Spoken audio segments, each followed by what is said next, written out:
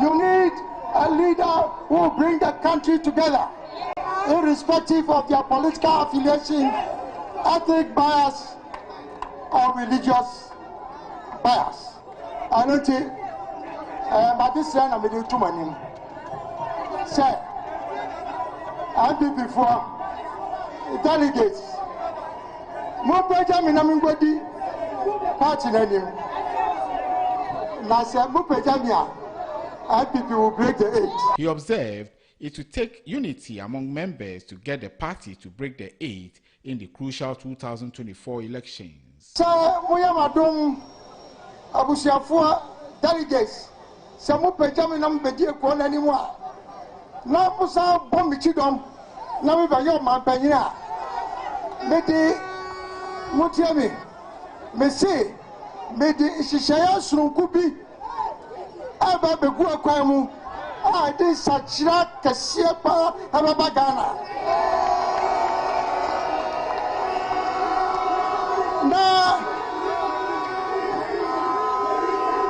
Now a day.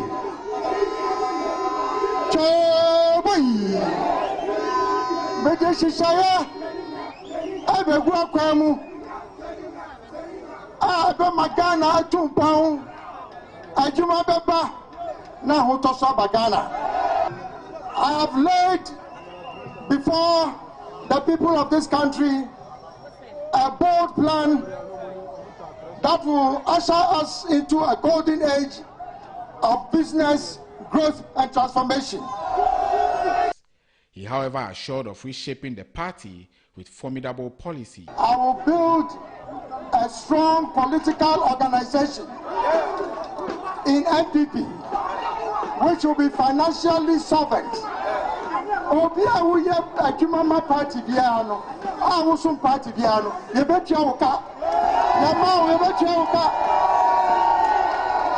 Yebetia Oka, Yabema Social Security, Yabema pension. Kyerematen will be touring the northern part of the country in the coming days as part of his campaign activities. The NPP has slated November 4, 2023 for its National Congress, whilst nomination for presidential hopefuls would be open on May 26, 2023. Please remember, Kyerematen is your candidate to win power for you in 2024. Together, we shall break the 8. As we do say in our local Ghanaian dialects, Achia na emui, symbolizing hope.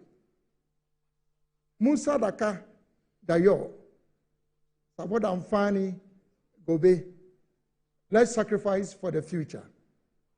Ekpedeka metunaho, a symbol of unity and collective effort. Mofia mobayeni, we shall all enjoy. God bless our homeland Ghana and make our nation great and strong. And last but not the least, our politics in Ghana is too divisive. This keeps out some of our best talents in offering themselves for political appointments. Yes, we pride ourselves as being the bastion of democracy in Africa, but that does not mean that we should allow partisan politics to destroy our collective interests. Fellow countrymen and women, this is the 17th time that we have gone to the IMF over the last 57 years. We promised never to go back, but we've gone back. One of the lessons that we have learned from the recent developments is that Ghana's economy is still fragile, vulnerable, and susceptible to both external and domestic shocks. This primarily is as a result of the fact that our economy is highly dependent on the export of commodities with little or no value addition. Indeed, the 5.1% projected GDP growth for the Ghanaian economy for 2023 is based on the anticipated increase in commodity prices. To avoid going back to the IMF, we need a new plan, a plan that will lead us to a more self-reliant and resilient economy. That plan must move Ghana from stability and growth to transformation. Fellow countrymen and women, if by the will of God and through your goodwill, I'm voted first as the flag bearer of the NPP and subsequently as President of the Republic in the next general elections, I will become the transformational leader of our time, who will build on the foundations that have been laid by successive leaders of our nation over the last 65 years. I want you to invest in your own future by supporting my campaign. I will therefore be launching a mass Kitwa campaign and adopt a constituency initiative which will afford Ghanaians from all walks of life the opportunity to be a part of my campaign. To achieve this strategic goal of transforming our dear country to become the shining star of the new Africa, I will, as President, launch and lead the execution of the Great Transformational Plan, GTP of Ghana. Let's just focus on why we are here. What happened to my colleague on Saturday was an act of total indiscipline and indecent behavior. How do we, as a decent party, going into an election, particularly at the level of superdelegates, superintend such behavior? I mean, look, we all joined the NPP because of our commitment to the values of the party. But what is happening clearly shows that this is not what we bargained for by joining the party. I'm not going to tolerate this kind of behavior. It doesn't make sense. And when we cannot conduct ourselves as a family, trying to select a leader, in a peaceful and organized manner, how do we intend to be able to do the same kind of process when we have 230 people gathered? 200,000 plus 1,000 people gathered, So I'm frankly very disturbed about what has happened. The party must not put a shine on this kind of incident. And we'll have to try and understand why this should happen. So, in an internal election. Going forward, November is just around the corner, and we will also go ahead with these delegations. And what do you have to say going forward? My brother, my interest now is about the health of my colleague here. Let us focus on that. That is why we are here. And then we'll deal with those things. Thank you very much.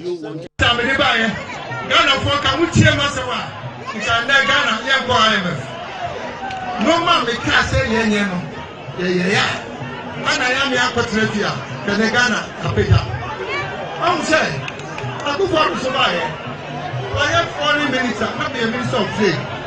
Our performance. What to buy was saying, quite trader. Say, we shall the human Cassia. NPP are buying the 2 Musia. No man see a people buyer. A moonlight, and I'm me die from any year. Yes, it. One to see the faction. Yes, sir. Anna, you can't some Anna, you buy one to see one faction. Miana, Masunda, and my as a Siapem. Now, also, Red Bishop can say, African United, you do your boom. You do your boom. And also, Miami dies. And as I say, I am the new commercial capital for Africa. And now,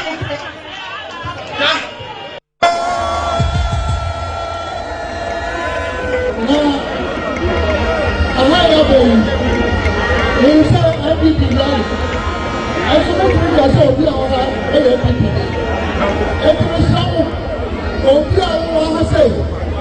with the way you say, shall support coup. Every member of parliament for a single day, but I say you will be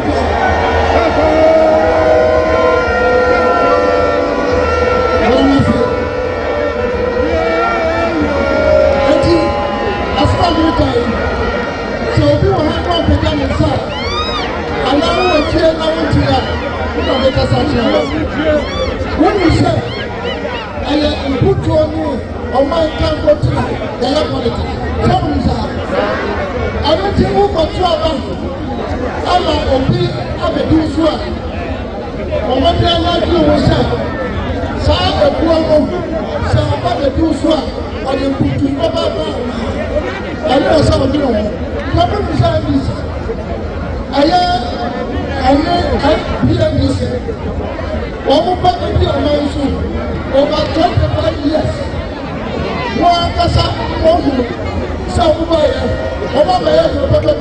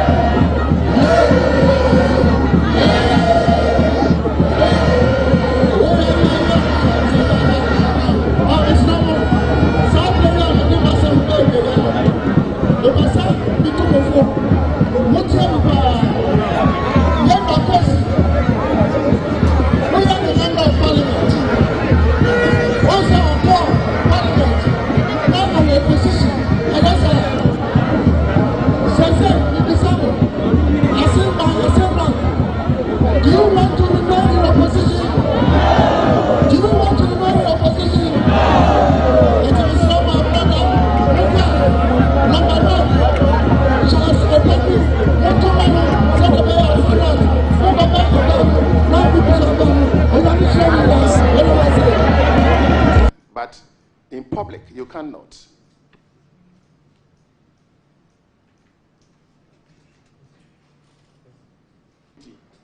You do yourself some good by getting the public to know what exactly transpired relative to this statement. But if you prefer in camera, we'll take it like that and then proceed. Then, just beneath this one, there is another statement. Bediatio and the man are like this, Dampare. He has been the cause of all the problems. So, Alaji, today, I want to hear something good.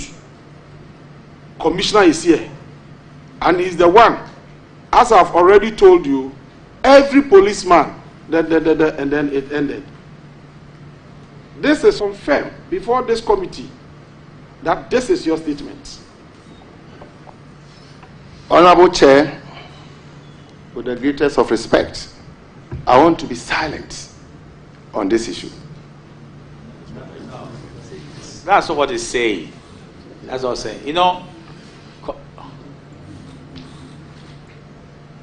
Superintendent Asari, oh, please confer first. So let the records reflect that Superintendent Asari is conferring with his council. Honorable Chair, we are done. You done? Superintendent, please, with the greatest of respect, what he's doing with you, if you are not careful, I'm a chairman, I don't have to say the consequences of what we are attempting to do.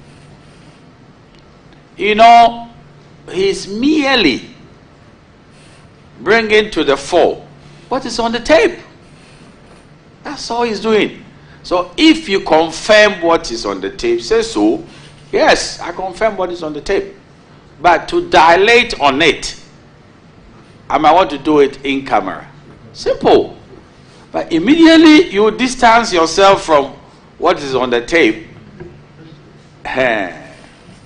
So please, the difference is very thin. But be careful. Be very, very careful. So, Honorable, I crave your indulgence if you can ask him the question again to refresh his memory. And Sovereign Asari, do you want to drink some water? If you are challenged, we can excuse you. But if you want to drink some water, it helps, you know. Yes. Mr. Chair, I'm okay. You are okay. Thank you. Thank you very much, Mr. Chairman. So, Commander Asari, the question was a simple one, a very harmless question. That on page 23, were you talking about? Talk about this matter. I want to reserve my right to remain silent on it. Commander Asari, I know as a trained police officer, you have investigated into several matters, and you are trained on how to conduct investigations and get the relevant information to proceed with whatever you want to do. I hope you do not intend to hide any relevant information that you know from this committee. Is that correct? That's correct, Honorable Chair. And so when you indicate that somebody is the cause of all the problems, the name of the person is mentioned. In fact, Bediatio is a very prominent person in the current government. And so if he is the cause of all these problems, do you think that it will not be relevant for us to know the problems that you're talking about? Honorable Chair, I insist on my earlier response.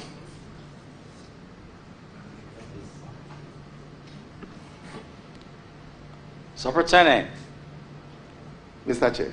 he asked you a very simple question, that you do not intend to conceal material evidence from this committee. And you say yes. To follow up then, what you want to remain silent about? Would it be good to divulge in full and in honesty in camera?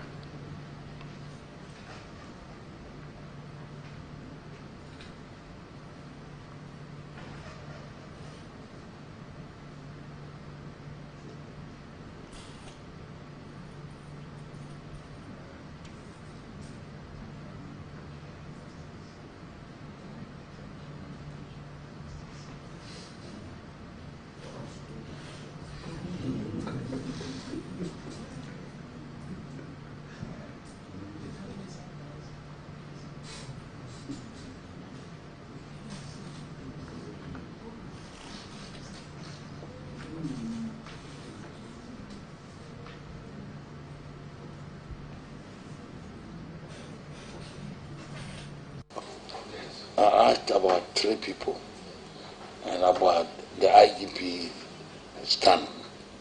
Well, out of the 3, they all say no.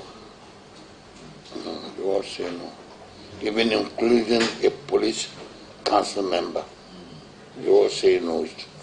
It's not true. It's not true. Okay. Do you find anything wrong with an IGP having conversations with the opposition leader? Do you find anything wrong? Well, conversing with him, there's nothing wrong. But saying that IG, the opposition leader, has assured him that when he wins, he will retain him. You know, it's not rare that any government will come out and retain the previous government IGP. It doesn't happen. See some in Ghana here. So you didn't believe what they said? Well, if what they are saying is the true, well, it can happen. But how is it true is another point.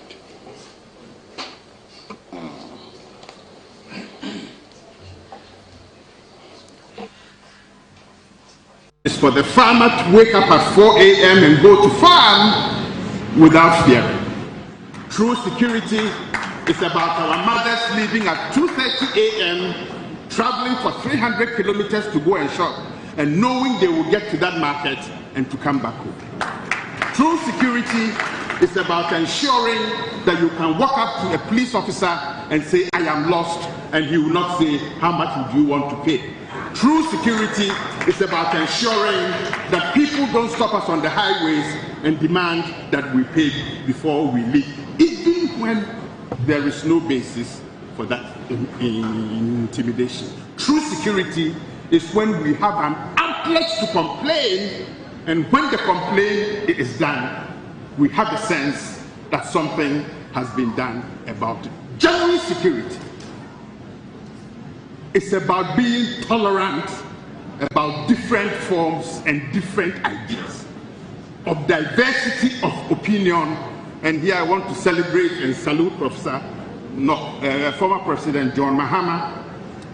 I criticized him.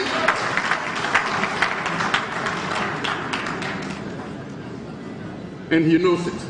I never said it, but I also slept something. I criticized former President Mahama so much that every time he came to the Kofi Annan Center, he said, let me see if Kwesi is there so that I can recognize him, so he doesn't criticize me. So thank you very much. What is the difference between the ordinary thief and protect our belongings from the ordinary thief? Is it not? But we fight each other to defend and protect the political thief. Is that not what we do? Thugs will be fighting themselves to protect those that are stealing our career, stealing our job, stealing our health, stealing our success. What a shame. If you reach a certain stage in life and there is nobody who can look you in the eye and tell you the truth, you are doomed. And that is where our country has gotten to. We need to rescue this country. Wallahi. And I feel very terrible as a Ghanaian at this time. This country is in serious trouble, ladies and gentlemen. We are in serious trouble. We need to rescue this country, ladies and gentlemen. The presidency has been so depraved, so muddied, so dirtied, that I tell you in all sincerity as a Ghanaian, that I feel terribly sad today as a Ghanaian. We need to rescue this country. Wallahi. Inshallah. Please don't cry. We shall rescue our country. Government is broke, government is broke. The people are spending billions to go inside the government that is broke. Have you ever seen a minister who resigned because government is broke before? Government has no money. Have you ever seen a governor who said, ladies and gentlemen, when I was elected, I thought the government had money. Now I discover government has no money, I resign. Have you ever seen it? Government has no money, but they are bringing money out at election time. Where is that money coming from? So they are lying. What is happening is that there are two types of wicked people in government. Type 1, they eat current money. Any money they find in government, they will eat it. They are wicked about that one. There is type 2. Type 2, they eat current money and future money. They will say, my term will end next year. When I leave, how will I eat money? Let me borrow money now and borrow money of the future and eat it now.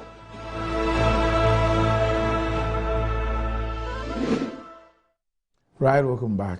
Welcome to the show. If you just joined us, this is Good Morning Ghana, live on Metro TV. It's Wednesday, the 6th day of September 2023. By His grace, we're live and we're here. We're yet another edition of the show. Our gratitude will go to the Most High God for the rare privilege of being alive and, of course, the opportunity of having another conversation around the top stories making rounds here in our dear Republic. I'll let you into a panel for the morning's conversation shortly. But let's take a look at the front pages of our newspapers. Daily Graphic. Premix fuel system automated, move to check hoarding and ensure transparency. Kyerematen withdraws from NPP presidential race. OSP freezes Cecilia Dapa's accounts again. Ghanaian Times. NPP presidential primaries race. Alan bows out, cites favoritism, intimidation and violence. Ghana loses 49.5 million cedis to cyber fraud in 6 months. Piracy, robbery reduced in Gulf of Guinea. Public Accounts Committee pushes for Sefiriosu College of Education principal's prosecution over 276,872 cedis procurement breaches. OSP refreezes Cecilia Dapa's cash, bank accounts and investments. Daily Guide. Alan withdraws from NPP race. Special Prosecutor refreezes Cecilia Dapa accounts. Ghana needs reformed spirit. NYA CEO. V. Poppins automated premix fuel system. Galamsey ban reducing carbon emission. Nana. The New Crusading Guide. Alan exits NPP flag bearer race. Cites intimidation, skewed delegates confab. Brand Ghana needs forward-looking structures. Upon Nkrumah. Bogosu police commander accused of auctioning taxi driver's car unlawfully. Bawumia to lead the MPP, Democracy in Crisis, NDC USA. Energy Minister touts Ghana's committed efforts on decarbonization and energy efficiency at Africa Climate Summit. Doma East MP calls for protection of Judiciary from political attacks. Rescind your decision on limited voters registration. Young Patriots Movement to EC. The Insight. More coups predicted. Price of pork shoots up. Pig farmers blame cost of feed. As expectant mothers lose pregnancies, poor state of Menchia Soldier Road draws widespread anger amongst residents. Afarijan, he says election results manipulated at collation centers. BRICS and why Global South cooperation is key to dismantling unjust world order. Vijay Prashad writes. The Herald. IGP secretive probe getting into stormy waters as the Herald digs out who did what, when and how. Trouble at TrustLink Ventures Tema. Pampered Alan Kyerematen chickens out again, withdraws from NPP flag bearership race, ends political careers of Oyeninto, Boabin, Afeku Adoye and others. New Bank of Ghana headquarters swallows additional 400 million cedis as compensation. OSP dribbles Cecilia Dapa, releases cash, seizes it again. The Informer. Public condemns Mahama over incessant attacks on Judiciary. 2023 Africa Climate Summit. World jostle for Ghana's energy sector. NAPO discloses. Justice will be served men's gold victims. UK conference told. Let's promote nature-based climate. Jinapo tells Africa Climate Summit. Minister attacked. 9 persons granted bail. Ghana Post elevated. Crowned Courier Service Brand of the Year 2023. The Daily Statesman. Alan quits MPP flag bearer race. Vice President commissions automated premix monitoring system. Kojo Nkrumah, Brand Ghana demands forward-looking structures. 40 new SHC housing units commissioned. The Ghanaian Publisher. Forestry Commission fires Joy FM, charges them to put issue in proper context. Alan shockingly pulls out of MPP race. What is truly at stake in the 2024 election? Kojo Afari writes. The Custodian. Brand Ghana must uphold ethical values. Upon Nkrumah, Alan quits NPP 2024 race. Bawumia opens automated premix fuel stations. Forest under siege. Apamprama Forest Reserve. Ghana Post wins Best Courier Service Award. State grabs 1.4 million from road traffic offences. The Finder. Premix fuel dispensing, monitoring, automated. Shareholders commend Access Bank's first half performance. Forestry Commission outlines Galamsey fight in Apamprama Forest Reserve. Brand Ghana needs forward-looking structures. Upon Nkrumah, OSP returns Dapa's money and sees it again. Alan quits flag bearer race, alleges intimidation and skewed process. Daily Post, 2024 NPP flag bearer contest. Alan quits after Akufo-Addo stabs him in the back. Alan out, UNC side. Achims of the NPP beat the PFP side, Ashantis to wait again. Honorable Kujato Ablakwa writes on uncovering the over 400 million Ghana cedis new Bank of Ghana head office land saga. And that's about it. For the front pages, we'll be back shortly.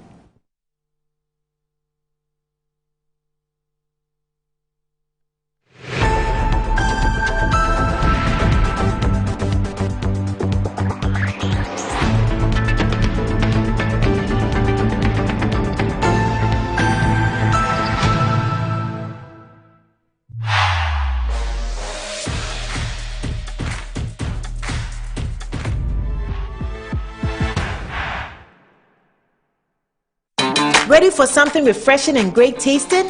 For your kids' enjoyment? Angel Cola. For your graduation enjoyment? Angel Cola. Beach hangout? Angel Cola. For all your refreshing moments? Angel Cola. For your parties, get-togethers, events, and celebrations, enjoy a chilled bottle of Angel Cola. Radio Grandma, today is your day. Over to you. Thank you. Enjoyment Cola. Angel Cola. The Enjoyment Cola. Enjoy all your moments and fun time with Angel Cola. This advert is FDA approved. In life, choice is good, but choice plus safety is way better. Your safety and comfort is paramount. Under the cylinder recirculation model, you can buy LPG in a safe environment. All cylinders are inspected and maintained to the best safety standards, so your safety is assured. Just take your empty cylinder to the nearest exchange point and swap it for a filled cylinder. Different cylinder sizes will be available to meet your pocket size. Imagine cooking in a smoke-free environment. This will improve the health and well-being of you and your family. Choose LPG in a safer model of distribution. Cylinder recirculation model, securing your safety, creating more jobs. A message from the National Petroleum Authority under the patronage of the Ministry of Energy. Betway is your gateway to a theme park full of gaming excitement. A whirlpool of wonder where your favorite games come to life. Where you can take to the skies with max payouts that reach into the millions. All in the palm of your hand. Visit betway.com.gh. Terms and conditions apply. Betway is regulated by the Gaming Commission of Ghana. No under 18. Bet responsibly. Betway. Bet your way. Enjoy the fruits of your labor, they say, but as humans, aging and physical infirmity stands our way of enjoying our mansions and homes. It often becomes challenging, if not impossible, to use our stairways day in, day out. With portable American pneumatic vacuum elevators, PVs, you are assured of unlimited enjoyment of your mansions and homes. It's a self-supported elevator for vertical movement of humans and goods at homes and offices. The original comes in 3 custom-made models with wheelchair accessibility. Call it luxury, but it's a necessary imperative for vertical mobility. Do not let aging or infirmity limit you. Get one for your easy vertical mobility at home. It's affordable and can be installed in just 3 days without modification to your existing building. It's however easier to incorporate it at the construction stage. We also have traditional Fuji elevators and escalators for your high-rise buildings and malls. Visit Lifts and Elevators Company Limited at Sakumono for your elevators nationwide. For free consultation to call or WhatsApp us on 0200-535-515. Lifts and Elevators, the elevator people. Ready for something refreshing and great tasting? For your kids' enjoyment? Angel Cola. For your graduation enjoyment? Angel Cola. Beach hangout? Angel Cola. For all your refreshing moments? Angel Cola. For your parties, get-togethers, events, and celebrations, enjoy a chilled bottle of Angel Cola. Radio Grandma, today is your day. Over to you. Thank you. Enjoyment Cola. The Enjoyment Cola. Enjoy all your moments and fun time with Angel Cola. This advert is FDA approved.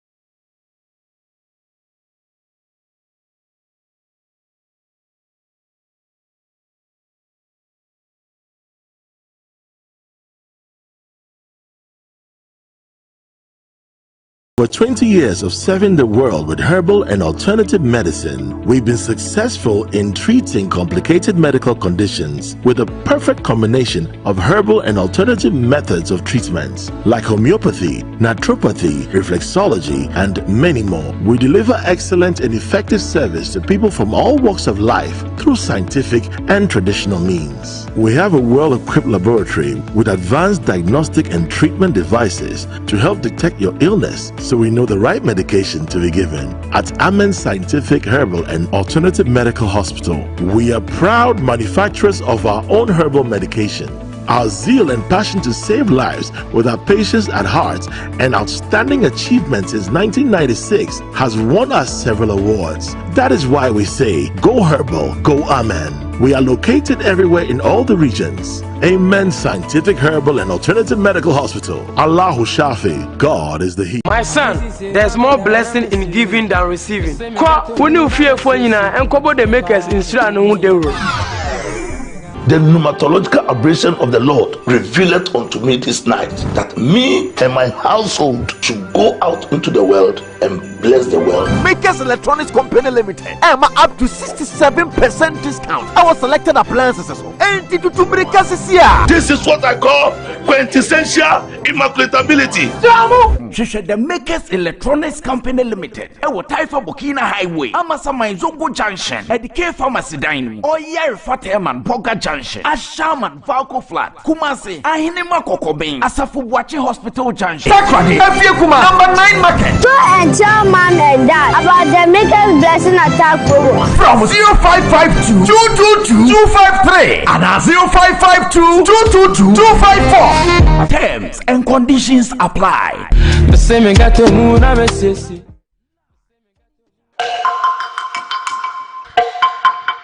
Masanabo, Masiaba. They say, you see, you call cashless. They get cashless here. They say, you can be a wish in your office. You see, the power up or back.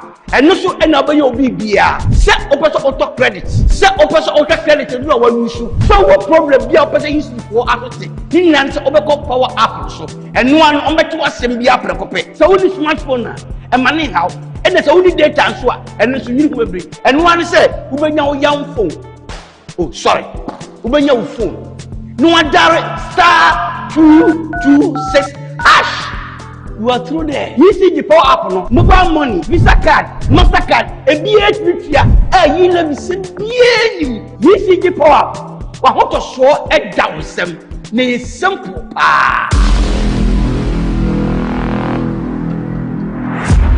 Over 18 years in business, Appointed Time Printing Limited has delivered quality service to some of Ghana's well-known brands. With our equipment capacity, we are able to deliver 1,500 pieces of polo and t-shirts in 1 hour. This is only possible with us. For retailers and wholesalers, we offer for sale high-quality polo shirts and t-shirts in different colors at affordable prices. We have a one-stop shop for all creative designs and billboards, 3D signages, flexi banners, car branding, stickers, and posters. Locate us at the old GNTC building near Swansea Shopping Arcade, Accra. Contact us on 0501 454165, 0501 454167. Connect with us on Instagram, Twitter, and Facebook at Appointed Time GH, Appointed Time Printing Limited. Our printing is a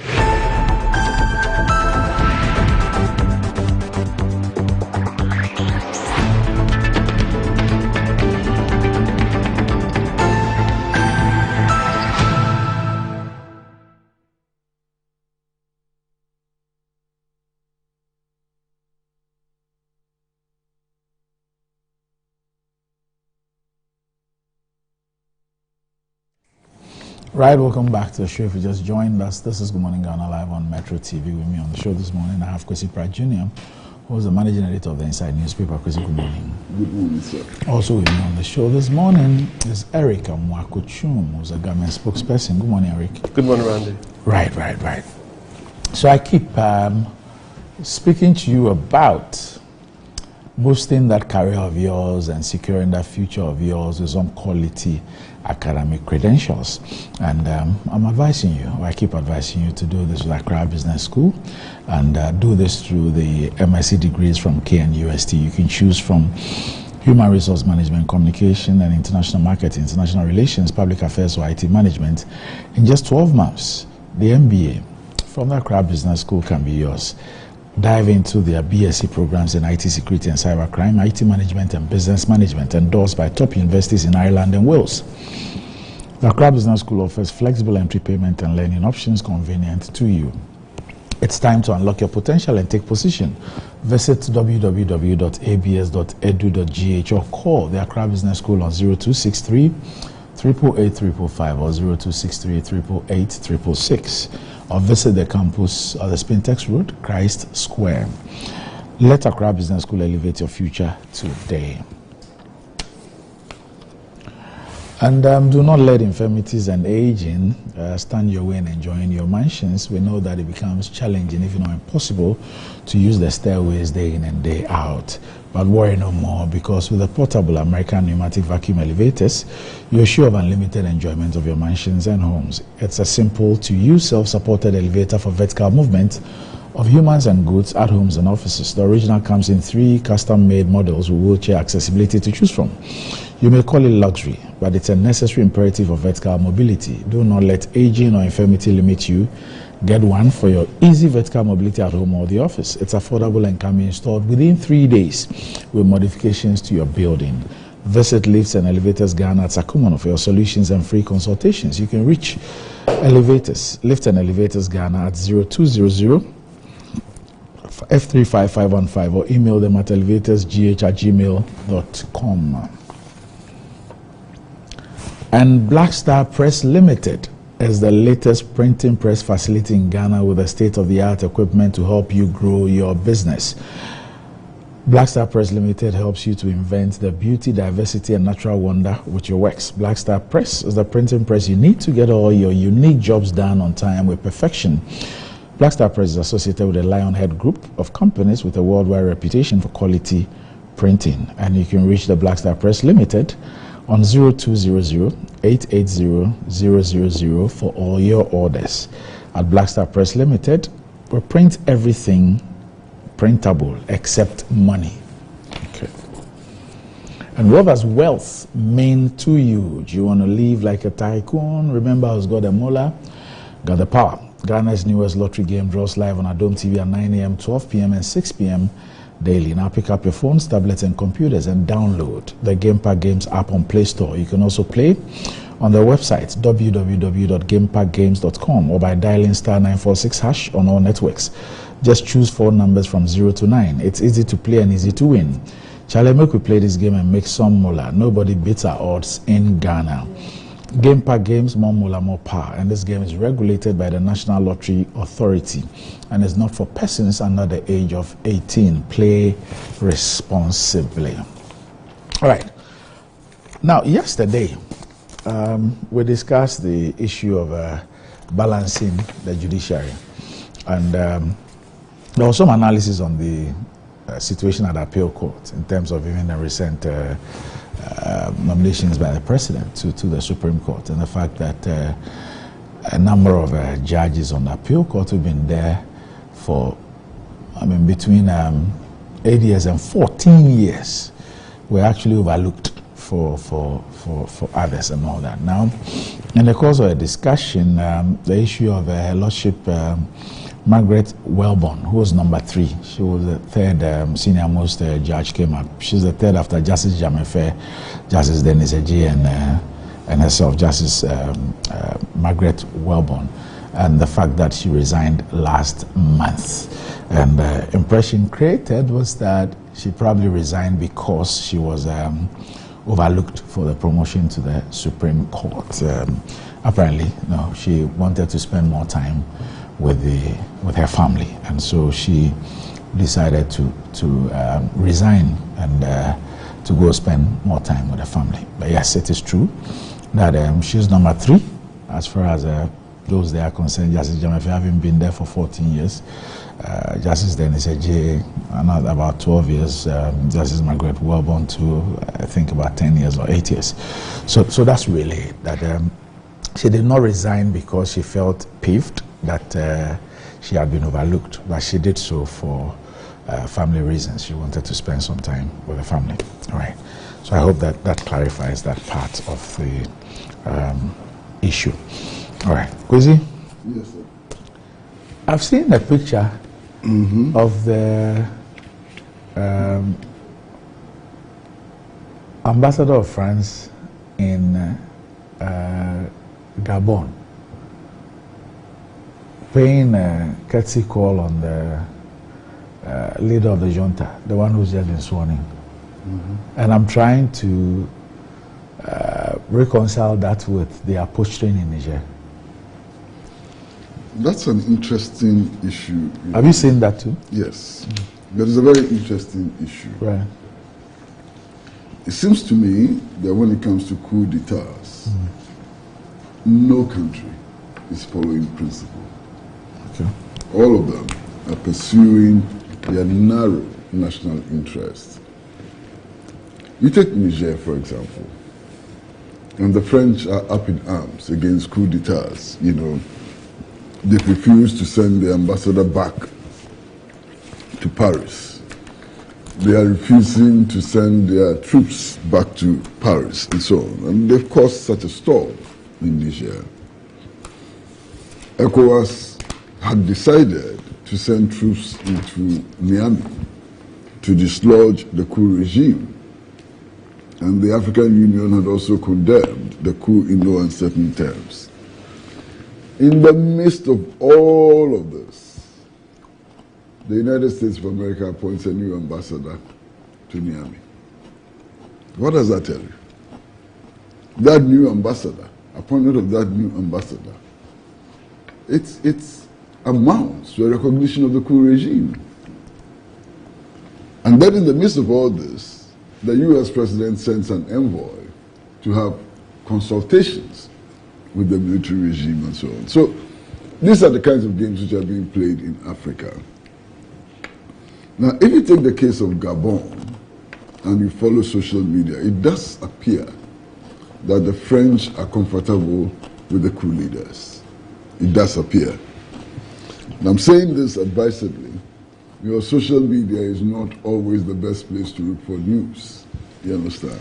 I'm saying that if it turns out that that is the picture, then what we are reading is that they are not too hostile to the coup regime in Gabon. And there are reasons for that. You know, the Ali Bongo regime was pro-France and had many, many dealings with France. France was very comfortable with the Ali Bongo government. even when it was obvious that it was so very unpopular in Gabon itself. And talking about videos, I'm sure you have also seen the video of Ali Bongo visiting the French presidential palace. He can't even walk. It is obvious that he's been hit by a stroke. And Macron is the one who is, protecting him from falling and so on. So they were quite comfortable with the Ali Bongo government. Now there are a number of things which are significant. The guy who led the coup was not only the head of the presidential guards, but was a cousin to Ali Bongo. He comes with the same stable as Ali Bongo. Now, he annulled the results of the presidential elections and announced himself as president only a few days after the results of the presidential election had been announced, and when protests had started mounting and so on. Now, one speculation, and I mean speculation, one speculation has it that the French clearly saw that what had been happening in Niger and others was about to happen in Gabon. And they quickly advised themselves, don't allow your enemies to do it yourself. So that's one speculation, that what has happened in Gabon actually is not hostile to France. Yes, because... And that France itself may have had a hand, in what is happening in Gabon. Okay. Now, that's interesting speculation. It's interesting speculation because if you look at all of these African leaders who are lining up, pontificating about how coup d'etats are bad and how they should send soldiers to go and die in Niger and so on, most of them are beneficiaries of coup regimes or have supported coup regimes. It's clear.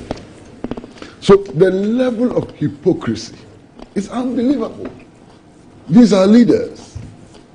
The level of hypocrisy is simply unbelievable. Now, if this hypocrisy were just, exposing them as liars and upstarts and so on, it would not have been so tragic. I mean, people like us can ignore them. They can dance in their hypocrisy. That's their business and so on. Unfortunately, this hypocrisy can cost thousands of lives and disrupt life for all of us in the sub-region and beyond. Beyond imaginable proportions. That's my worry. You understand? Because when I see somebody like Alassane Ouattara also busily leading an anti-coup campaign, I laugh. He even went beyond the coup d'etat and mobilized a ragtag army to attack Abidjan. He mobilized a ragtag army to attack Abidjan. He was an ally of Guiraud Soro, and everybody knows the violence which Guiraud Soro unleashed on La Côte d'Ivoire and so on. Finally, French troops had to storm the presidential palace to remove the president and install him as president. He is also so busily and happily talking about how we should not allow coups to happen and so on. Meanwhile, he's the same person who amended the constitution of his country and gave himself a third term. Look at him. Go beyond him. Look at somebody like Macky Sall. Macky Sall is actually begging for a coup to happen in Senegal. His behavior. He's just begging that a coup should happen. Shooting demonstrators in the streets, locking up opposition leaders, imprisoning opposition leaders on Trump-up charges and so on. He's just begging for a coup to happen. Macky Sall is also one of those who is saying that, look, coup d'etats are bad. We shouldn't entertain coup d'etats and so on. Look at all of them. Look at this guy in Sierra Leone. I mean, Jesus Christ of Nazareth. So two issues. Yeah. Two issues. Yeah. It appears that it's not only the ECOWAS guys. So ECAS is the Central African Bloc. Exactly. Yes. Exactly. Now, they also say that they've suspended Gabon's membership in response to the coup. Now, The African Union has done the same. Yeah, so they sat around the table and decided to suspend Gabon. And do you know who hosted the meeting? No. Okay. I know who hosted the meeting. Electoral Guinea. Yes, Teodoro Obiang Nguema Mbasogo. Yeah. And he said that Gabon was a threat to peace and security, stability in the region. Now, he's now 81 years. And he's been in power since 1970. And his son is his vice president. Yes, his family just like Ali Bongo. And he actually overthrew his uncle. Yes. And then you spoke about that viewpoint about France, the possibility of France having aided the thing because they wanted it to. There's another school of thought, I'm sure that you read about it, that you can also see a sharp contrast in the position of both juntas, if that expression is right, with respect to France. That in the case of the group in Niger, it's pretty obvious that they don't want to have anything. They want to cut it. They want to do away with it. In the case of Gabon, they have not demonstrated any issue. So it looks like France is very comfortable with the Gabonese situation. Its economic arrangements and everything are intact. They are not threatened. And so they're fine. I mean, the narrative from the coupists has not been anti-France. So if you look at the two situations, obviously there is one group that is so anti-France, wants to make a clean break from what has happened for decades. And then there's another one which focuses on a person as the problem and not a problem with the colonial arrangements and neo-colonial arrangements. You're right. But there's something that we have to observe, in all these countries and so on. The vast majority of the people in the streets, the popular masses, are anti-France. Yes. And support the new regime. Yes. Now you find that in places where the governments appear to be working on some accommodation with France and so on, the governments have become unpopular very, very quickly, and the masses are in the streets calling for their removal. In Gabon, for example, I mean, there is some opposition to the coup, and it's beginning to gather momentum.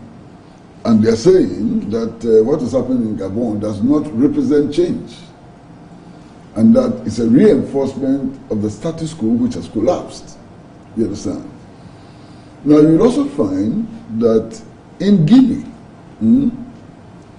Guinea's position is not as strong as that of Burkina Faso and Niger and other places. Okay. Why? The mass protest against the Guinea government has also started. Yesterday there were mass demonstrations against the new military junta in Niger. So the character of the leadership, the character of what is happening and so on, really is determining what the situation on the street will be. Now, one thing is clear. All of these French-speaking countries in Africa are suffering levels of poverty, huge levels of poverty, as a result of French neocolonialism, and there's no dispute about that one too. It's clear. No dispute whatsoever. If you just take the arrangement under which they're supposed to save their foreign reserves in the Central Bank of France, and the French can use their foreign reserves for their own development without paying interest on it and so on. But when they need their own money, they have to go and borrow their own money and pay interest on it and so on. French neocolonialism is established. There's no doubt at all about that. Now, the role of the French military also in these African countries is very, very, very clear. The French military is there to protect French economic interests, economic and political interests. And that is why there's a fervent of protest against French military presence. I mean, over the weekend, I was watching, what was unfolding in Niger. And at one stage, I was really alarmed. It seems to me that what France is looking for is some provocation which then enables it to order its troops into action. Okay. And that is why it is refusing to send its ambassador back to France. That is why it is refusing to march its soldiers back home and so on. Now, over the weekend, hundreds of thousands of Nigerians actually attacked the military camp. I don't know if you guys have seen the videos. There are two walls. There's a first wall and a second wall. They actually tore down the first wall and were busily trying to pull down the second wall. And I was really worried. You know, I was saying to myself, if they manage to break down the second wall, they then come face to face in confrontation with the French troops. And I was wondering what could happen. Somehow it didn't get there, you know.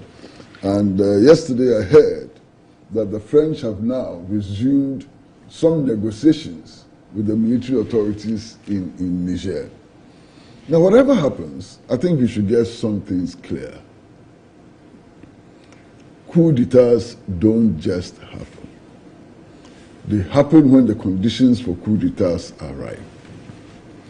So if you don't want a coup d'etat to occur, we do everything to make sure that the conditions for coup d'etat do not ripen. You understand? That's the first thing we have to recognize. Now, the second thing we have to recognize is that, look, the masses out there in the streets, in our villages, the peasants and so on, they don't give a heck about what we call democracy and we say that we are defending and so on. They need very basic things. If so-called democracy does not address the needs and aspirations of our people, they would not support it. If so-called democracy is able to address the needs and aspirations of our people, they will protect it with their lives. So when you find thousands of people in the streets supporting coup regimes, they are supporting themselves, not the coup. And it's important for us to make sure that the so-called democratic regimes we have deliver on providing the needs of the people and creating the right conditions for the realization of the aspirations of the masses. Otherwise, coups will occur. And when coups occur, it will be supported fully, you know, by the masses. I mean, this morning, the Inside newspaper, if you know, give me the pleasure, carried a story on its front page. And it's an interview with Kojo Smith. I don't know if you remember Kojo Smith. Yes. Kojo Smith was a journalist, and he was also a lawyer. Yes. Who got involved with the Armed Forces Revolutionary Council, then led by Jerry Rawlings. And you know his story, how he got involved. He was in the UK for a long time. He was in exile in the UK for a long time. You know how he got involved with the AFRC? And this is a civilian. When Udate Wellington went and announced that the coup was over and so on, this civilian managed to scale the wall of Broadcasting House and went and made a counter-announcement that the coup was still on and that Jerry Rawlings and others were still in charge, you know, and he became known. I interviewed him on Choice FM. Yes, he became known as an associate of the Armed Forces Revolutionary Council. And this interview is interesting. I'll read just a few portions. Okay. Mr. Kojo Smith, an associate of the Armed Forces Revolutionary Council, has predicted that more coups will sweep across Africa if leaders of the continent fail to address the many problems confronting the masses. He said, and in quotes, African leaders cannot continue to live in extreme luxury whilst their people suffer poverty in all of its expressions, including unemployment, hunger, and lack of access to social services. Mr. Smith, who is a journalist and a lawyer, lived in self-imposed exile after the overthrow of the Liman administration for decades and only returned to Ghana after the inauguration of the Fourth Republic, and so and so and so. And he insisted that nobody or power can stop coups from occurring if the social, economic, and political conditions are right. This is Kojo Smith. And Kojo Smith has seen it all. He's now about 81 years old or something. You know, he's seen it all. Indeed, if you go into the history of the Armed Forces Revolutionary Council, he's one of the people who insisted that the AFRC should hand over to a civilian administration. You know, so he has a record. He actually fought for multi-party democracy and so on. These are his views. And these views are legitimate. They are proper. If you don't want coup d'etats, don't create one. Eric, let me bring you. Well, there's I mean, a casual look at the happenings in the sub-region points to some kind of agitations for changes in government and all that. My orientation is also quite different when it comes to some justifications for why coups should even happen in the first place. You know, I mean, based on the stuff that we do, when people use words like masses and all of those things, I'm a bit suspicious of those kinds of words, because in any situation, you have certain people who, for one reason or the other, would express disquiet, would express disappointment, would express all kinds of negativity about any kind of government. And so being able to now even use the word masses to even justify a coup, for me, is problematic. I wasn't that old when the coups happened in this country, for example, but I mean, the ones that I even observed and the things that I heard points to the fact that the very people who at every point in time will be clamoring for these coup d'etats actually become the victims. You know, so we have to be extremely careful in sort of trying to justify some of these things. Governments are there to provide and facilitate for the citizenry to be resourced, to create an enabling environment for businesses to thrive and for the to engender social mobility and all of those things. You cannot take that away from people actually asking governments to do these things. But then the question is that are coup d'etats the way to go when you feel that the government is not doing the right thing? I think that we need to be very circumspect when it comes to these kinds of conversations. Now, the Africa situation, I was reading an article that was gleaned from a speech that was given by Ronald Reagan in 1986. And Reagan was trying to, so hard to differentiate between who is a freedom fighter and a terrorist. Now, based on where you stand, when these things happen, you would be able to either put some of these persons in categories. I mean, even our very own Nelson Mandela at a point in life was actually defined as a terrorist, you know, and then posterity and history over time actually changed that narrative from being a terrorist to someone who actually was fighting for freedom. So in all of these things, I'm saying that we have to be very careful how, when these things happen, we justify them.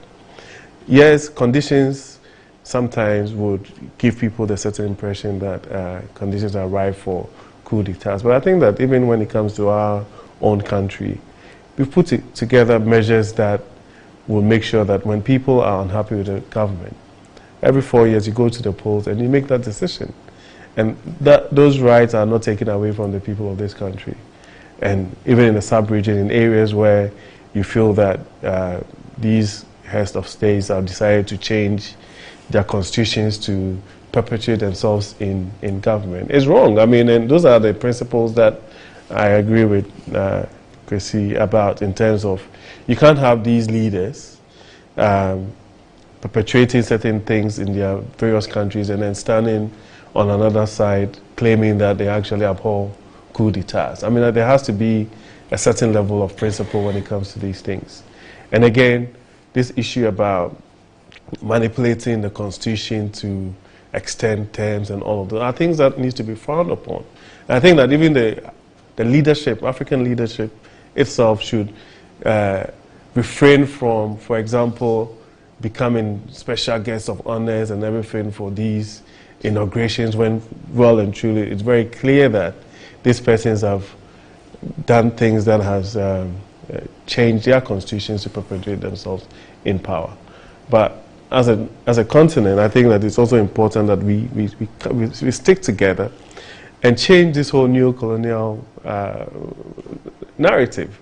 You know, so for example, if you have very small countries in terms of even like population or size who have to deal with, let's say, a country like France or the United States or even the European Union and other big countries out there, it becomes extremely difficult for them to be able to stand on their ground. But if you have a continent of 1.5 billion people with a certain common purpose, a certain direction in terms of what we want to do to take the millions of people that we have out of poverty and all that, coming from or singing from the same hymn sheet, I think that we'll be able to withstand some of these things. Because it's also clear that regardless of how you look at it, I mean, as controversial as it may sound, all these countries are actually looking to into their own interests to be able to do things that will benefit their own people. So it is almost important that we get to the point where we realize that it is not in our interest to be a continent that has 54 or so countries that are all trying to do things on their own. But then if we have a very strong African Union and there's a certain common purpose to stand on our own, to be able to add value to the raw materials that, honestly, these are the reasons why some of these things are happening, then I think that some of these challenges will not be there.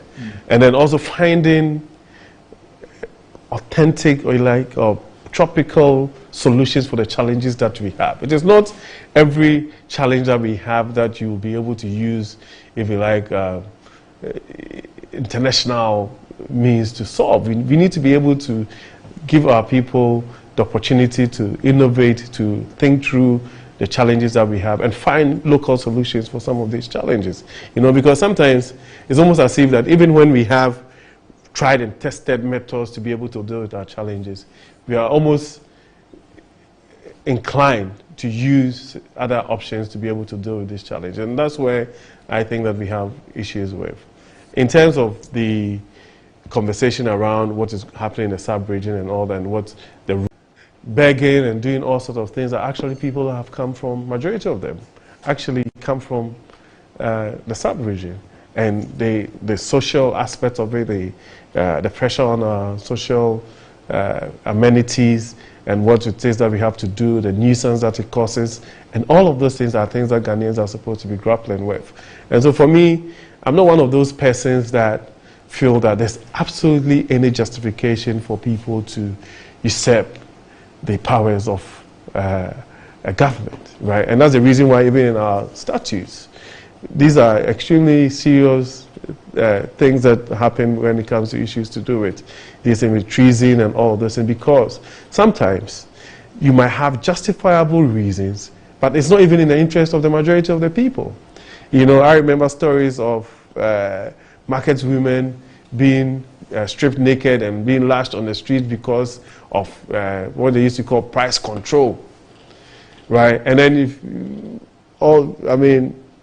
coming to today, some of these conditions still prevail. Are we going to go and, strip our market women and start beating them because prices of goods have gone up? We can't do that, right? So we need to be able to appreciate the fact that democracy in itself is not perfect. You know, nobody says it's a perfect system. But the point is that if it's not perfect, are coup d'etats the way to go? Because these coup d'etats, we've also known that, you know, there's this whole thing about what happened in, I think it was Sankara or so, where after a while, the people themselves also decided that because it was a junta, the persons who actually overthrew him were people who were part of the operations when the coup started. Because at this point, these persons have become powerful. They believe that they also have to enjoy the trappings of power. And then another coup happened. And it's happened in so many instances where persons who have actually done coup d'etats to become heads of states are actually removed by coup d'etats. So at what point are these things actually going to end? That's my view. And so I think that we need to get to that point where, yes, if issues happen, issues with lack of proper resources, social mobility conversations, poverty, decline in all sorts of infrastructure and all of those things. The African governments have to deal with it. I will have no challenge with that. But to say that because these things are happening, we need to go back to those heady days of military dictatorship and all the other challenges that come with it, I'm not sure we will be able to deal with it. Okay. There's a certain false narrative. Okay. Which I think needs to be exposed. I mean, I've heard people say that the worst kind of civilian so-called democratic administration is better than a military administration. That's false. Completely false. And has no roots in the history of the world. Take Hitler. How did Hitler come to power?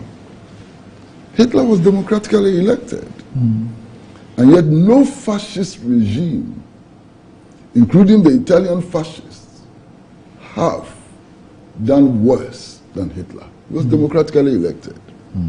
There are many examples around the world where elected governments have turned out to be more rotten, more vicious than coup regimes. So it is not true. That simple equation that is put before us is simply not true. Look at recent elections in Europe, for example, and how many fascists have been elected, how many fascists nearly got into power, and so on. So the ballot box can produce outcomes that can be worse than coup regimes. I think that this is a reality that we have to come to grips with. But haven't we, so I want to flick this back. Yeah. Haven't we reached a certain consensus? I don't disagree with what you have said. Yeah. But haven't we reached a certain consensus where we largely accept that we prefer that we have a regime on the basis of our choices or the majority of our choices, rather than a certain group thinking that they know what we want and therefore they decide to make that choice for us? But Randy, there are civilian administrations who think that they know what we want and they do what we want without regard to what we think. Many civilian administrations. I get you. I was just looking at in fact, if you look at West Africa. The process of gaining power. That's what I was referring to. Yeah, but even the process of gaining power, this ballot box thing has become a sham. We all know how votes are procured. They put the ballot boxes there and we know how they are counted. No. I've been telling the story of one Nigerian elections that I was closely monitoring on the Western media. And the chief of a village was being interviewed, And he said that, look, since morning, this was in the afternoon, the electoral officials had not arrived in his village, the ballot boxes had not come, they were still waiting. You know the results for that village were counted. There had been no election whatsoever in that village, and yet results were counted. So we know how these votes are procured. Let's not be done quixotic about it. You understand? We know how these votes are procured. We know what they actually mean. Look, let's take Ghana, for example. The violence that occurs in our elections. Why? Why? I mean, Parliament is just investigating this leaked tape. Look at the revelations that are coming out. So, are you not worried? So the ballot box does not necessarily produce governments that we want. Sometimes the ballot box delivers fascists and criminals as our leaders.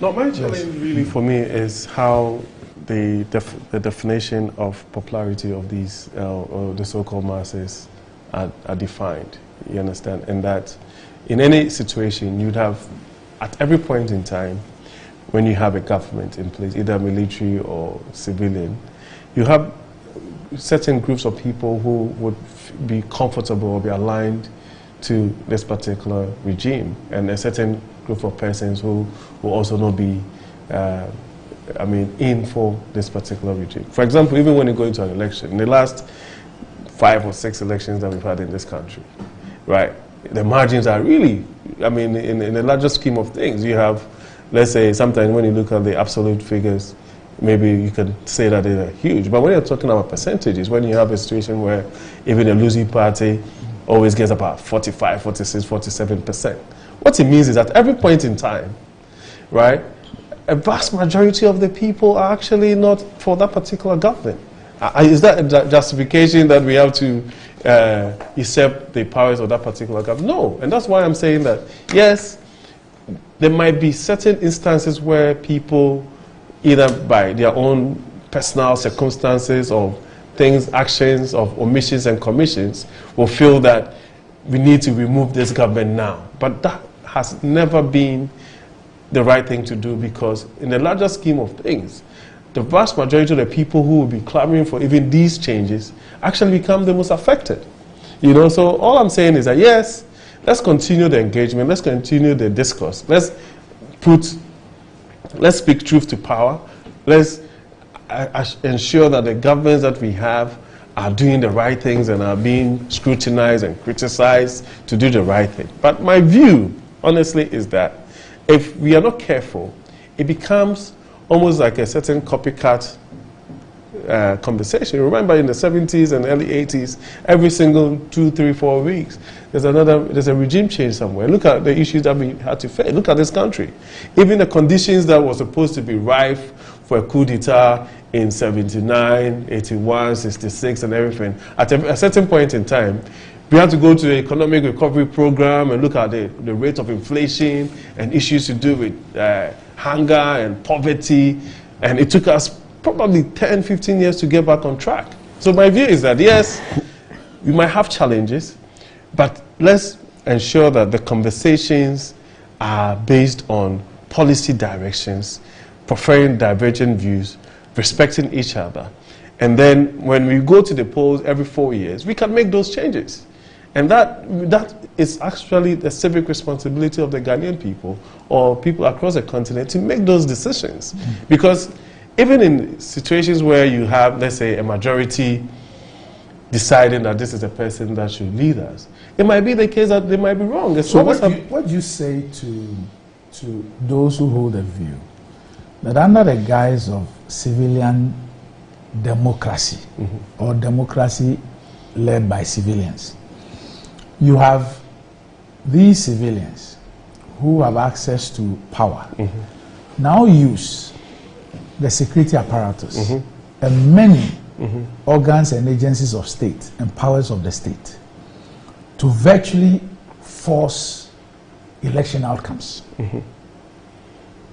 Lives are lost during democratic elections, which should just be an issue of you show up from your home, you show up at the polling station, you show your identity, you vote, you go home, elections are declared, everybody moves on. But you have elections that are supposed to be democratic elections that are bloody, that are violent, that result in deaths of people. You have manipulation of parliamentary processes to entrench people in power under the guise of democracy. So there are people who also say that, look, we ought to look at this whole thing that we're calling democracy. Coup d'etats is not just when people in uniform or holding guns decide that they are removing people out of power. People are doing so under the guise of democracy, under the guise of majority rule. And those things also constitute coup d'etats. Yes, Randy, I agree with you that, I mean, even when it comes to the processes that even lead to choosing persons, even internally and even nationally, sometimes there are issues, there are challenges.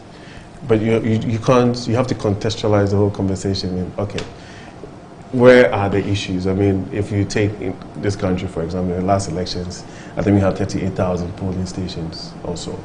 Now, out of this 38,000 polling stations, not to justify the areas where there were issues, a few areas where, even going to an election, we always say that there are flashpoints. The police and the security agents will tell there are flashpoints.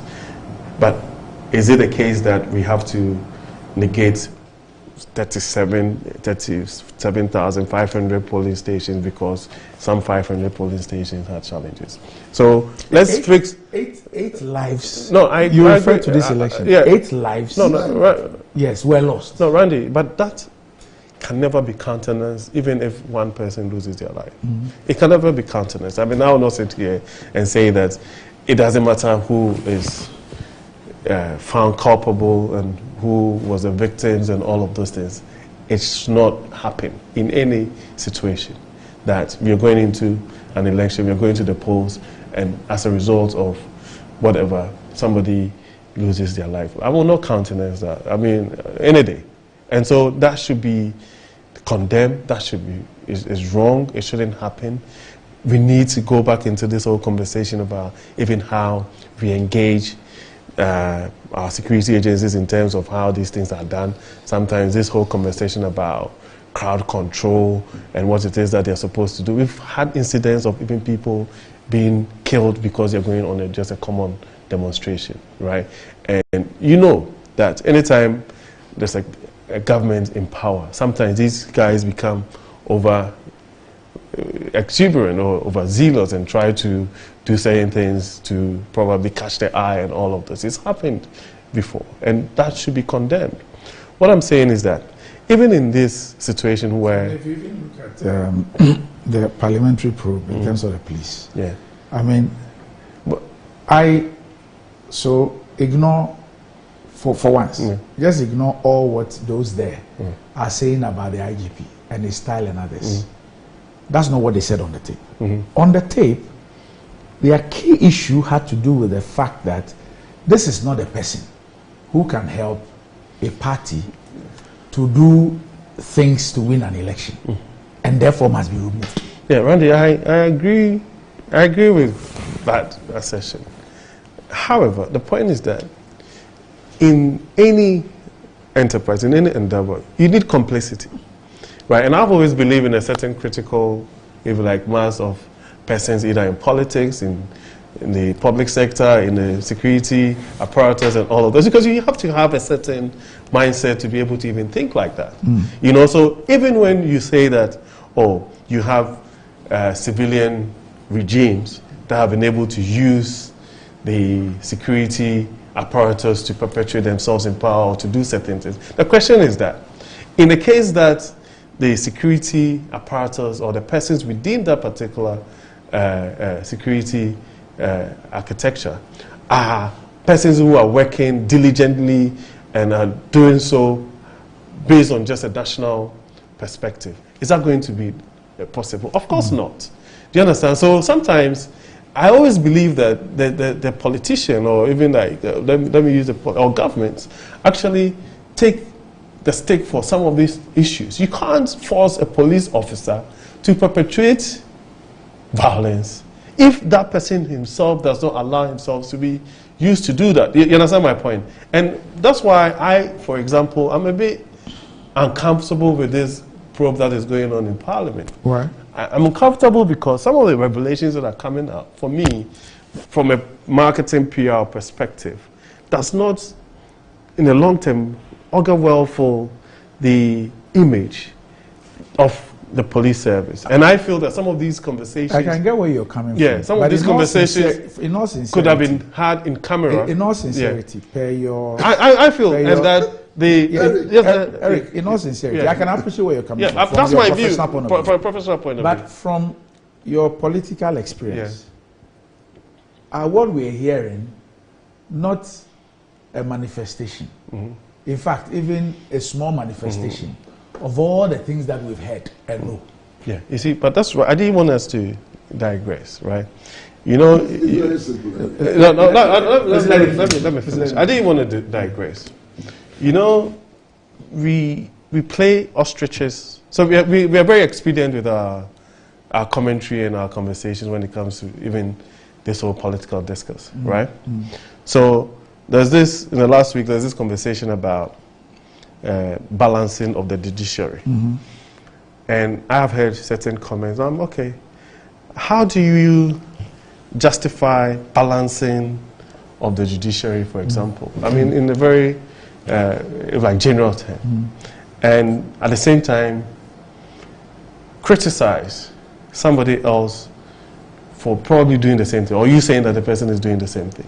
Now, the person is imbalancing. Imbalancing, right? So you want to balance. Balance, right? And I feel that we have to get to that point where sometimes, and I use this, maybe nobody would even believe that any politician has principles and everything. Right. But when it comes to taking away the political heart, we need to be very frank with ourselves and have certain, frank, dispassionate conversations about, is that the right thing to do? Right. Right? So at what point would this stop? Yeah. So even this conversation about the police service, where people go into the service and you are an MPP policeman and an NDC policeman, and everybody within the service actually accepts that, as for this Eric Shum, he's an MPP guy. And some cross-cap. And you understand? And then I am supposed to, at that point, so clear, blatant, I am supposed to, prosecute and do all the things that I'm supposed to do in a professional manner. How can that be possible?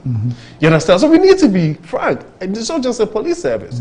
Any public sector institution that you walk into, the very first day you sit on your seat, the people within the organization themselves will come and say, oh, this person that you are working with or you are giving all these responsibilities to is an NDC guy or is an MPP guy. So we need to, if we're really well and truly minded by the progress and the development of this country, we need to start telling the truth that these things are wrong. I mean, I'm not going to sit here and play ostrich and be naive about this conversation. But the truth of the matter is that there has to be a certain point where we are saying that as Ghanaians, if everybody or anybody is given a certain position, it is purely based on merit. And that person should now go into that particular position knowing very clearly that their job there is to serve the people of this country, not to serve a political party. Now, when you say this, somebody probably will say, oh, but you're being naive. But the point is that that's why you need a certain critical mass of persons in almost all of these positions to say that regardless of, because it just turned out, I don't know if it's true, I mean, just that, by the way, it just turned out that the former EC chair, Afarijan, was invited to an NDC lawyers conference or something like that. And I don't know if the distant reportage is true, saying that it's always been NDC. It's false. Right? But you understand, but even if it's false, he at the point decided that for him as an EC, he will not even cast a vote. Yes. Right? But in other jurisdictions, in other situations, these persons would actually go and vote. Well, right? That's a personal decision. Yeah, you understand, it's a personal decision. Right? And so, for example, anybody within the state apparatus, whether a public servant or civil servant, is actually also minded by the fact that they have a civic responsibility.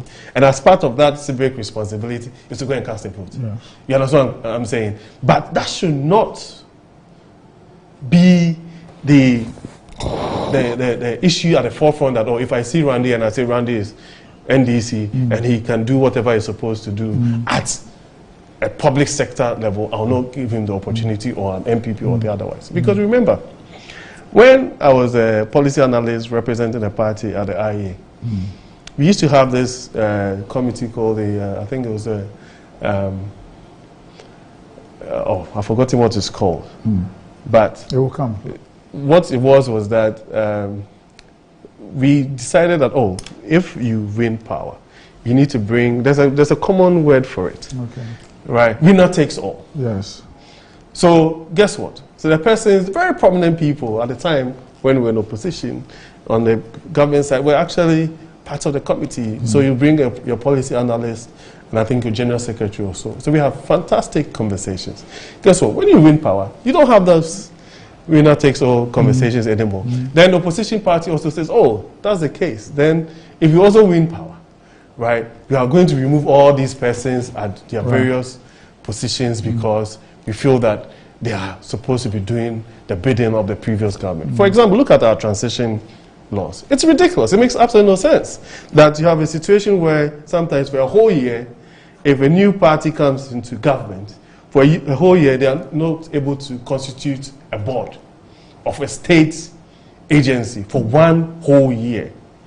Right? Because the Constitution says that these are the things that are supposed to happen, these are the processes that you have to go through. When in most cases, some of these boards are even institutional representation.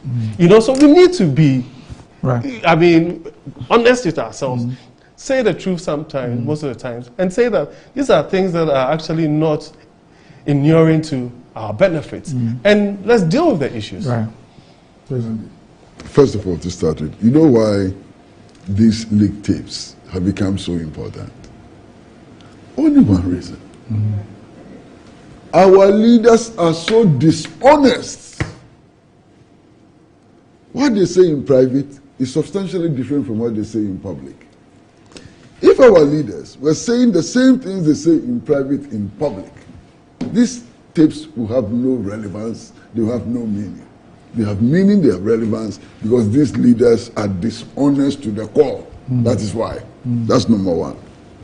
Now, number two, Eric, if what is being revealed at the committee is the truth of what is happening in the police service, then the image that the police service deserves is the image which is carved out of the revelations at the committee, and not the image it has today.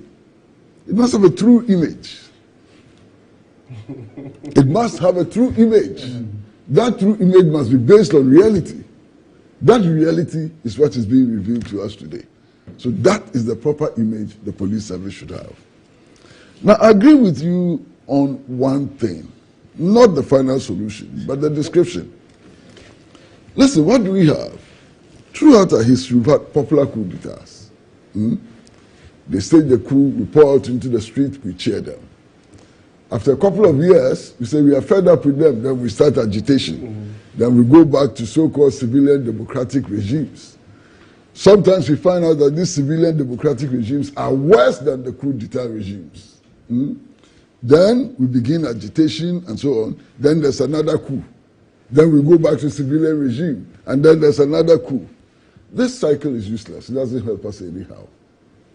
So I think that the time has come for us to begin to think about, especially with the spate of coup d'etats now in West Africa, how to seize this popular momentum, how to transform this popular coup d'etats into mass democratic, popular governments, which will do the will of the people. That's the only way of stopping coup d'etats. It's the only way. There's a popular upsurge out in the streets. How do we capture that and transform it into a popular mass democratic movement or government? That's our challenge. This agitation to go back to civilian rule, sending troops there and so on, we will come back to coup d'etats again. You understand? We will come back to coup d'etats again. Randy, some of these civilian administrations, my goodness, you know it. They are absolutely useless. They are not worth the ballot paper which brought them to power. We all know it. Why are we pretending? Look around Africa. See these so-called civilian administrations. All of them. They are sitting down. They are in cahoots with foreign powers. They are stealing African resources. They are impoverishing the African people. They don't care a hoot about what happens to our people. And they don't deserve to be in power. Many of these so-called civilian administrations, they have no right to be in power. They don't deserve to be in power for 1 minute. Of course, the coup regimes are not necessarily the solution to the problems that we have. But we have attacks. Activists, intellectuals, the masses themselves, the trade unions, the women's organizations and so on. We have attacks to take what is popular, the popular upsurge, and turn it into something permanent. That is our task. But Randy, you know, I mean, it's good that he spoke about, even those organizations have become political. All those organizations, even they're just manifesting dishonesty. Yeah, so within those organizations, there are also persons. Which organizations? All the ones that you mentioned. If it's even a market women's group or an old footballers association or whatever, then based on some of the things that we've done over the past, they've all split into two. You understand? So you are in football. right? You're going to GFA election. Eric, I think it's clear that you don't understand what I'm No, I know what you're saying. That. I'm not saying that bring together existing civil society organizations and so on, which are actually part of the problem. To transform this country. That's not what I'm talking about. No, so I'm saying that. Listen to me very carefully. They need to be transformed themselves. Yeah, but that's why I'm saying that. So even along those things, as along political lines, right, which shouldn't be the case, right? Because we have certain things that are of a certain national interest, or even a global perspective. But within those entities, it happens. Look at what's going on with student unions and all sorts of things, SRC, elections and nukes and all of those. And the thing is that if you blink, you lose. You understand what I'm saying? So it's almost a case that even at that particular point, the political parties would have to get involved. But wouldn't it be, such a brilliant thing to see young persons, even within our universities, coming out and preferring opinions on how this country should go and preferring solutions for some of the challenges that we face in the country, because they are supposed to be the ones who are actually learning contemporary things and abreast with state-of-the-art technology and information and all of those things, and how we can deal with the challenges that we are facing as a country. But it's become political, right? And so for me, I think that is where we have to start from, where we have to be sincere with ourselves. That we've over-politicized some of these conversations. So I'm getting a lot of messages about the reference to Dr. Afrajan. So I just think I have about 7 of them. But I saw it on social media. Okay. That's why. So I'll take this one from the Honorable Visa Free Ankara. He says, I was at that program. He never said any such thing. He was invited to present a paper on the role of the Electoral Commission in ensuring free and fair elections in Ghana as a professional resource person. Another says that he's an elections consultant. And so he was there as a resource person. Now, the case is that we should just allow the systems to work in all institutions. If people lobby and the system is sidestepped, it creates internal acrimony. System is distorted. And those appointed become puppets at the expense of the institutions they represent. Kwesi Pratt is hitting the nail rightly on the head. Maybe when we come back, but Kojobo Afro in America says he needs further and better particulars from you. And this is why he says that. He says, when Mr. Pratt says a government that will do what the masses want, what does he mean? A government to kowtow to the wills of the people? That's interesting. What happens to manifestos? So he says he needs some clarity on that. So probably when we come back, we'll look at that.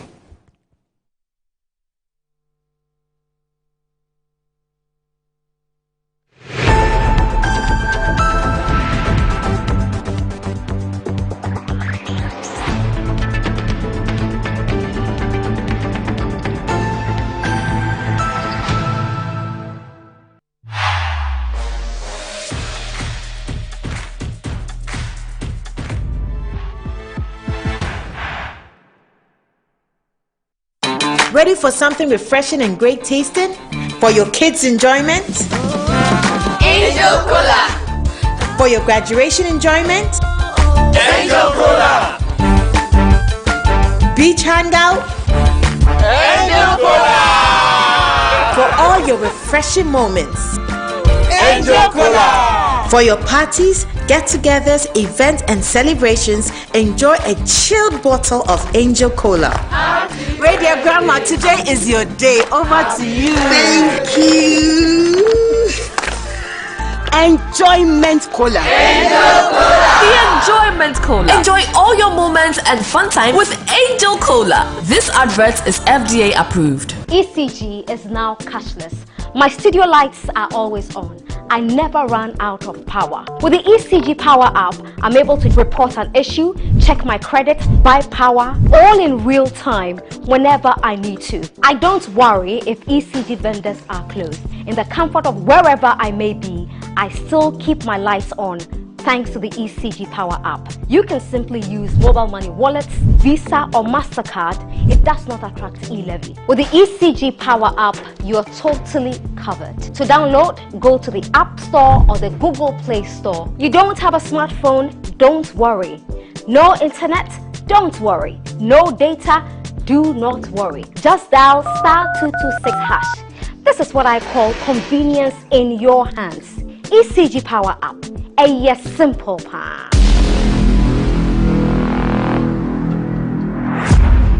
Betway is your gateway to a theme park full of gaming excitement. A whirlpool of wonder where your favorite games come to life. Where you can take to the skies with max payouts that reach into the millions. All in the palm of your hand. Visit betway.com.gh. Terms and conditions apply. Betway is regulated by the Gaming Commission of Ghana. No under 18. Bet responsibly. Betway. Bet your way. Step into success with Accra Business School. Boost your career with our prestigious MSc degrees from KNUST. Pick from Human Resource Management, Communication and International Relations, Public Affairs. In just 12 months, our MBA can be yours. Dive into our BSc programs in IT Security and Cybercrime, IT Management and Business and Management, endorsed by top universities in Ireland and Wales. We offer flexible entry, payment and learning options. It's time to unlock your potential and take flight. Visit www.abs.edu.gh or dial 0263 888 555. Let Accra Business School elevate your future today.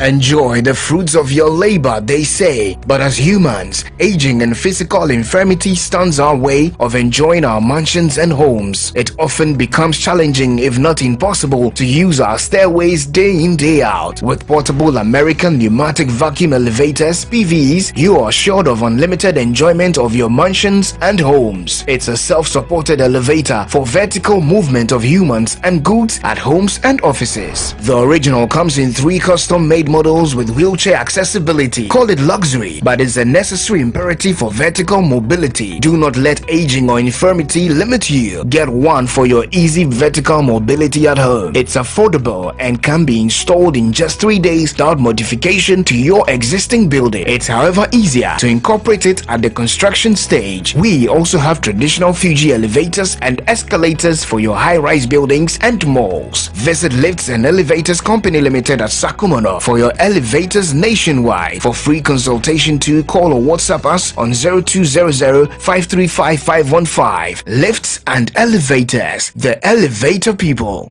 My name is John, and this is my long-time crush, my cookie dipped in strawberry yogurt. On this scorching hot afternoon on our way back from a long job hunt, we met this good Samaritan who offered us 6 weeks later. A special wedding reception for our bride and groom. And there she is, my cookie, dipped in someone else's yogurt. Who holds the moolah, calls the shots, play game by games, the easiest lottery to play and win. Big phone numbers from 0 to 9 up to 3 times daily to become one of our daily lucky winners. Dial *946# to play now, or you can also play online at www.gameparkgames.com. Game Park is regulated by the National Lottery Authority. Inside Black Star Press Limited, grow inside the invective minds, evolving concepts and the creative trends. The printing press you need now. Witness the beauty, diversity and natural wonder with our works. Inside Black Star Press Limited, in association with Lionhead Group of Companies. Call us now on 0200-880-000 for all your print works. Black Star Press Limited, a worldwide reputation for quality printing. Yamawakwaba de ba Nadum Auto Fix and Accessories. Ahadie e ba no care sie ne ho akadia. Ubenya bibie bi wa ha. Care bia ne ha eni ne ohia. Yenso ye wo ho animdefo a obeso anu yi ama. Nadum Auto Fix and Accessories ye dwumedie de. Eye 24/7 o. Ye siesie wo engine, wo brake, battery, yesesa wo tire. Se ba no car wash de a. Yewo abefun fidie bi ti se steamer ye de horo car engine abra nsuo nko engine nim ye san ye detailing metre se ye betwetwe car no mu ba bia ma o ye wi a ya san polish car na ma o kama enye we no nko ye san to car batteries tires rims any de keke kan Manadom auto fix and accessories ema o car ensi ne dadem na nwu adwuma ma o hwehwe ye chira kwan wo dansoma na sorry dan ho a ene KFC bon hwanimu e won kran se wo information anansem bi se bia 024 651 9369 Nadum Auto Fix and Accessories. O kwan so yonko papa.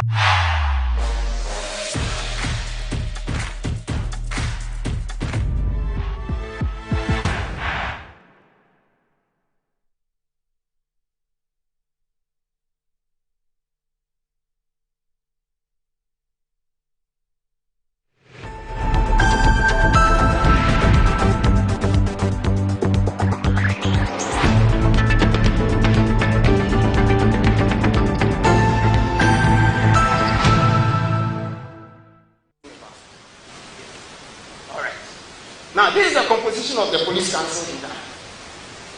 The vice president is a party man. It doesn't matter whether it's MPP or NDC. This is what we have given us, and this is what we work with. Now, a minister responsible for internal affairs, who is he? He's a party man. Then you have Inspector General of Police appointed by the president. The president can dismiss him at any point in time, and therefore his loyalty is partial. It doesn't matter whether he was appointed by MPP or NDC, his loyalty is divided. Because he can be appointed today and dismissed tomorrow. And the worst scenario is when he is appointed to be acting capacity. It means I'm watching you. That is what it means. Now, the Attorney General is a party man. Then you have a lawyer nominated, that one impartial, a representative of police, very well. 2 members of the police service appointed by the president. So who is that? Those people. One they are appointed by the president. You know where they are coming from. Then 2 other members appointed by the president. So the whole composition of the police council is the president. And it's the party. Why will you give us this and think that we should be professional? You cannot. There's no way you can have a professional police service. It is party politics. And that is why we have become a chess in the hands of the government. Whether it's MPP or NDC, we are chess in their hands. And they are playing political games. That is why no party in opposition can trust the government, can trust the police. Because of what you do with us. And so once you move into opposition, you are scared that the same thing you do with us, the other party will do with us. So there is a need for constitutional amendment. And I propose that if we really want a long-term solution to this vigilantism, one major thing is that the president must be appointed for a fixed, the IGP must be appointed for a fixed term with approval of parliament to exercise independent control. There's a need for an independent police service commission to replace the current police council. And grounds upon which an IGP can be removed should be spelled out so that the IGP's removal from office cannot be based on the whims and caprices of appointing authority. That the Minister of Interior can only give directives to the IGP in writing on matters of policy, but not as to how the IGP must do his work. This will make the police loyal to the Constitution instead of particular governments. Welcome back to the show. If you just joined us, this is Morning Ghana Live on Metro TV. Still with me on the show of Kwesi Pratt Jr. and Erica Mwakuchum. And just to remind you that the Makers Electronics Company Limited is still continuing with this electronics blessing attack promo, and they're giving you discounts of up to 67% on selected electronic appliances from brands such as Samsung, LG, Move, Nasco, TCL, Media, and Toshiba. These are quality but affordable 2 years manufacturer defect warranty. So visit the showrooms of the Makers Electronics Company Limited at Taifa Burkina Highway, Amasaman Zongo Junction, Oyarifa Tem and Boga Junction, Kaswa New Market, Ashaman Valco Flat, Kumasi Ahinima Kokobeng, Takradefia Kuma number 9 Market. You can reach the Makers Electronics Company Limited on 055 222253 or 055222254. The Makers Electronics Company Limited, large and in charge with quality by affordable home appliances and consumer electronics. Terms and conditions do apply. And yes, we have just about a week. Yes, I'm sure it's about 8 or 9 days for the start of the Ghana Premier League. The Ghana Premier League. And so we're having the 2023 IMG League Cup. That's a Ghana Premier League edition. And it says that don't be just a fan of any club in the Ghana Premier League. Come wear your crown of glory and slag it out as a fan at the Made in Ghana Premier League edition of the IMG League Cup. The IMG is the Ignite Media Group League Cup, a club fan-based tournament. It says whether you're a champion phobia, a fabulous Kotoko, Olympic, Samatex, Hearts of Lions, Tanobo Fuakwa, or any other club, come and take part in this tournament to usher in the 2023-2024 Ghana Premier League season. It's happening this Saturday, the 9th of September at the Kyerematen AstroTurf Park. So let's come score some goals and find out who wins the bragging rights with other attractive prizes. All fans are to register with the leadership of your fan bases and come be a participant. Every member of the public is invited. Remember, it's on this Saturday, the 9th of September, at Kyerematen AstroTurf Park. Don't miss the 2023 edition of the IMG League Cup, the GPL edition. All right. Okay. On Sunday, the 27th of August 2023, I issued a public statement which made reference to the selection and shortlisting of presidential aspirants by the Special Electoral College convened by the New Patriotic Party NPP on 26th of August 2023. After having carefully analyzed the results of the said elections, it is absolutely clear to me from events leading to, during and after the elections that the Special Delegates Conference was strategically and tactically skewed in favor of one particular aspirant. The pronouncements made by some leading members of our party both before and after the elections also lend weight to my observations. The level of intimidation of varying intensity, directly and indirectly, unleashed on a significant number of delegates at various voting centers across the 16 regions is unprecedented in the history of our party. In addition, the fact that my polling agent in the Northeast region has suffered severe damage to his eyesight, arising from his bold and courageous effort to ensure compliance with the very rules and regulations for the conduct of the elections, as approved by the Presidential Elections Committee, will forever remain a dark spot in the history of internal elections within the party. This incident and various acts of violence and collusion reported in other voting centers are appalling, unconscionable, and despicable.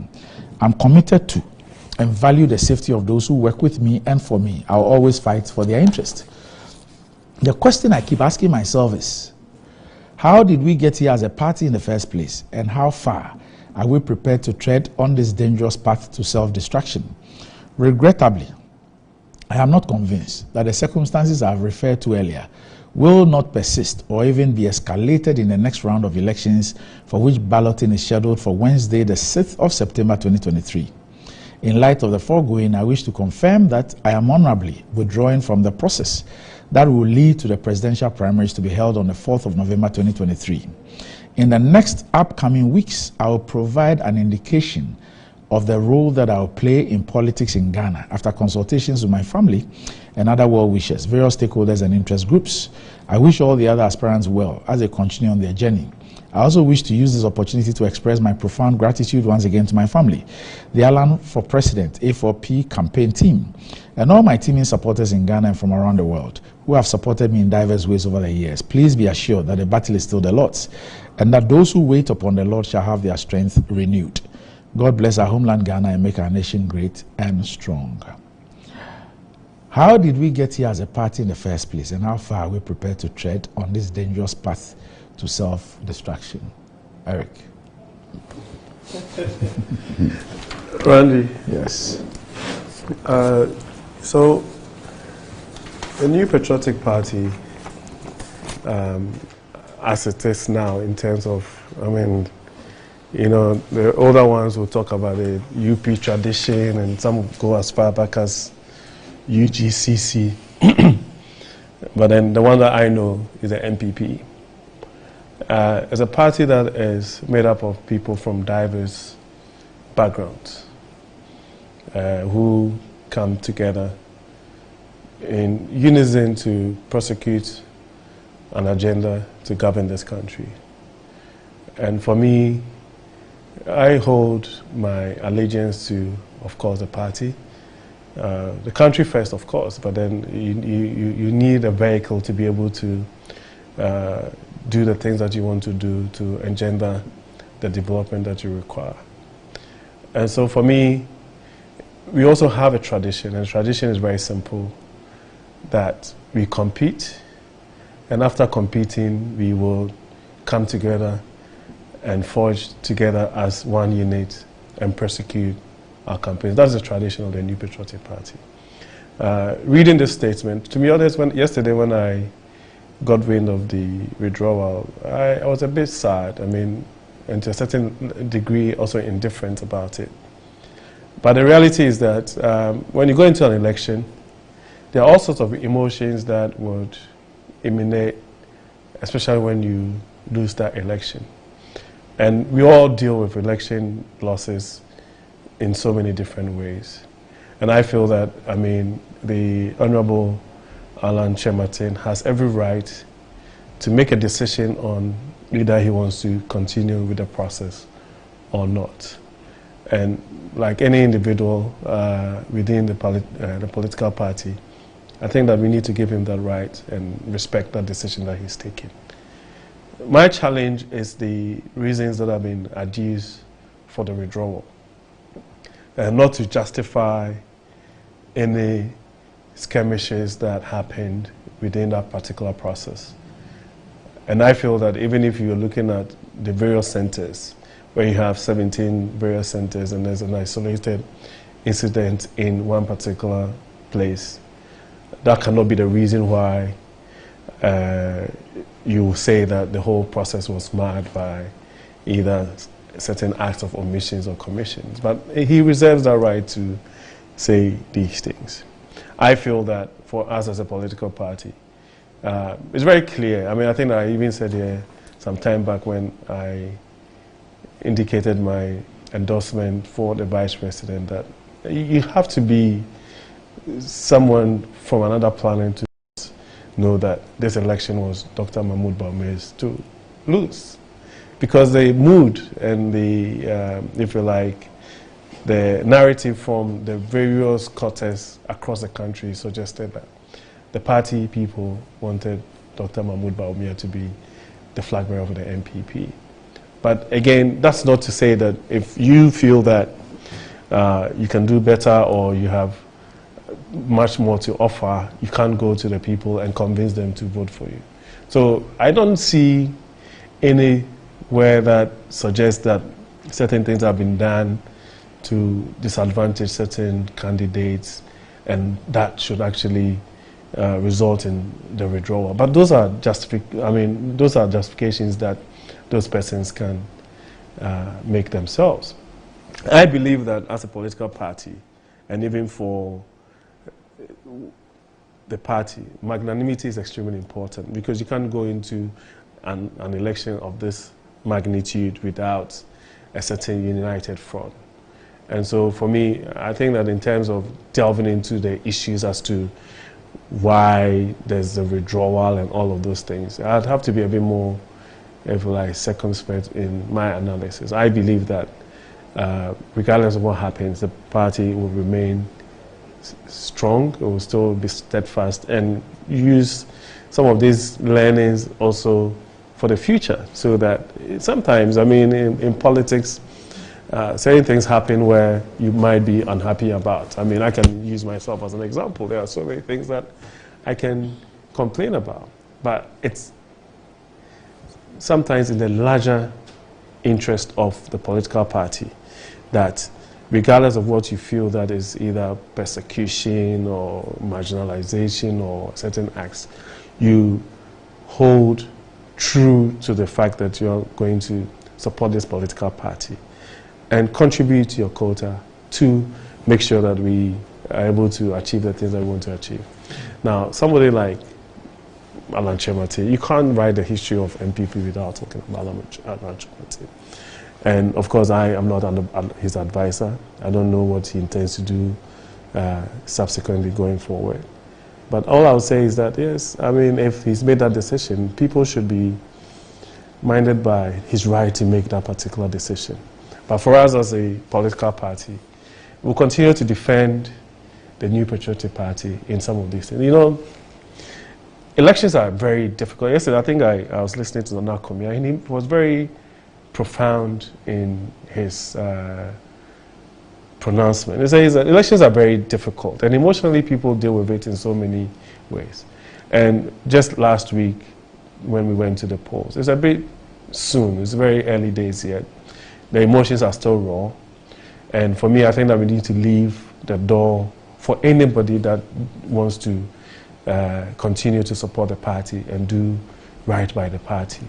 And then close ranks and prosecute an agenda. With some of these conversations, we cannot even have it on a public platform like that. Yes, I mean, you can have an expression of disquiet, you can have challenges with a certain process. Sometimes these are perceptions, sometimes these are realities. But the truth of the matter is that, unfortunately, or wherever you look at it, that is the kind of enterprise that we've all decided to engage ourselves in. I come in here, I was getting a bit of banter from some of my friends in the NDC about, oh, you guys have done this. So I just had to go and look at the statement that was released by Dr. Kwabena Dufo and his reasons why he also withdrew from the contest. It's almost as if that we are probably playing the same game when it comes to these things. But it's also very clear that even within the NDC, there's a certain clear manifestation that a certain candidate was preferred by majority of the persons, right? And sometimes these people might not be able to deal with the reality on the ground. But I have followed politics long enough, at least as a student of politics, that sometimes it just has to be a situation where you can't swim against the tide, you know. So, you know, you can even take other international examples. For example, look at someone like Joe Biden. Joe Biden contested his first attempt for the presidency was in 1979 or so. And he didn't get it. He went all the way, still stayed in the Senate, became vice president, and is now president. You know, and he had to wait for the likes of Clinton and Obama, and even lose. He didn't even contest Hillary at the time. And so for me, I think that if you're a student of politics, you realize that there are stories that abound in persons that have contested. Look at our own Nana Akufo-Addo, president. I mean, he contested 3 times, and he started even losing presidential primaries a couple of times and all of that, and he still became president. So for me, I feel that sometimes we need to be able to calibrate our expectations. At the point when those expectations are not met, does not mean that those aspirations and the vision that you carry will not come to fruition. But how you conduct yourself, how you're able to play a role within that particular political landscape would also be a certain indication of how posterity will judge you. And I feel that for us as a political party, I mean, I observe some of the processes. We've done what every political party can do. And in effect, even this whole conversation about superdelegates and all of those things, some persons have even expressed personal opinions on that how, in terms of how democratic that is. But that was also to mitigate certain challenges that we had in 2007, where you had 17 people contesting an election, right? Maybe as a political party, we can sit down and say that, okay, after 2 or 3 iterations, do we have to go back and look at this whole process again? Is it problematic? Is it going to give us challenges going forward? We can have these conversations, but I feel that as we speak, the processes will still go on.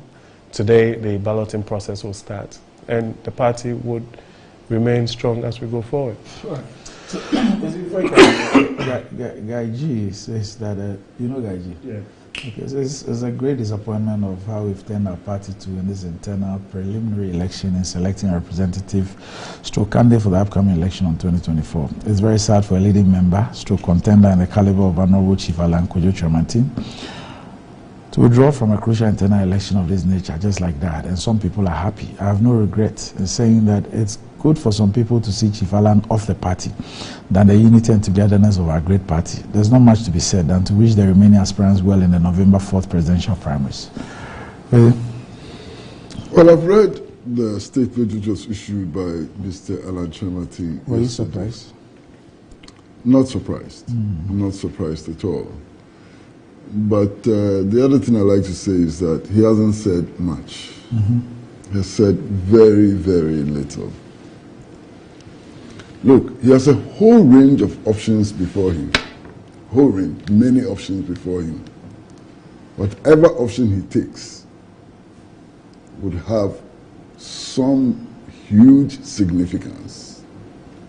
So before he chooses his final option, it is very, very difficult to discuss, the statement that he put out. And let me give you a range of options, some of the options. There are many of them.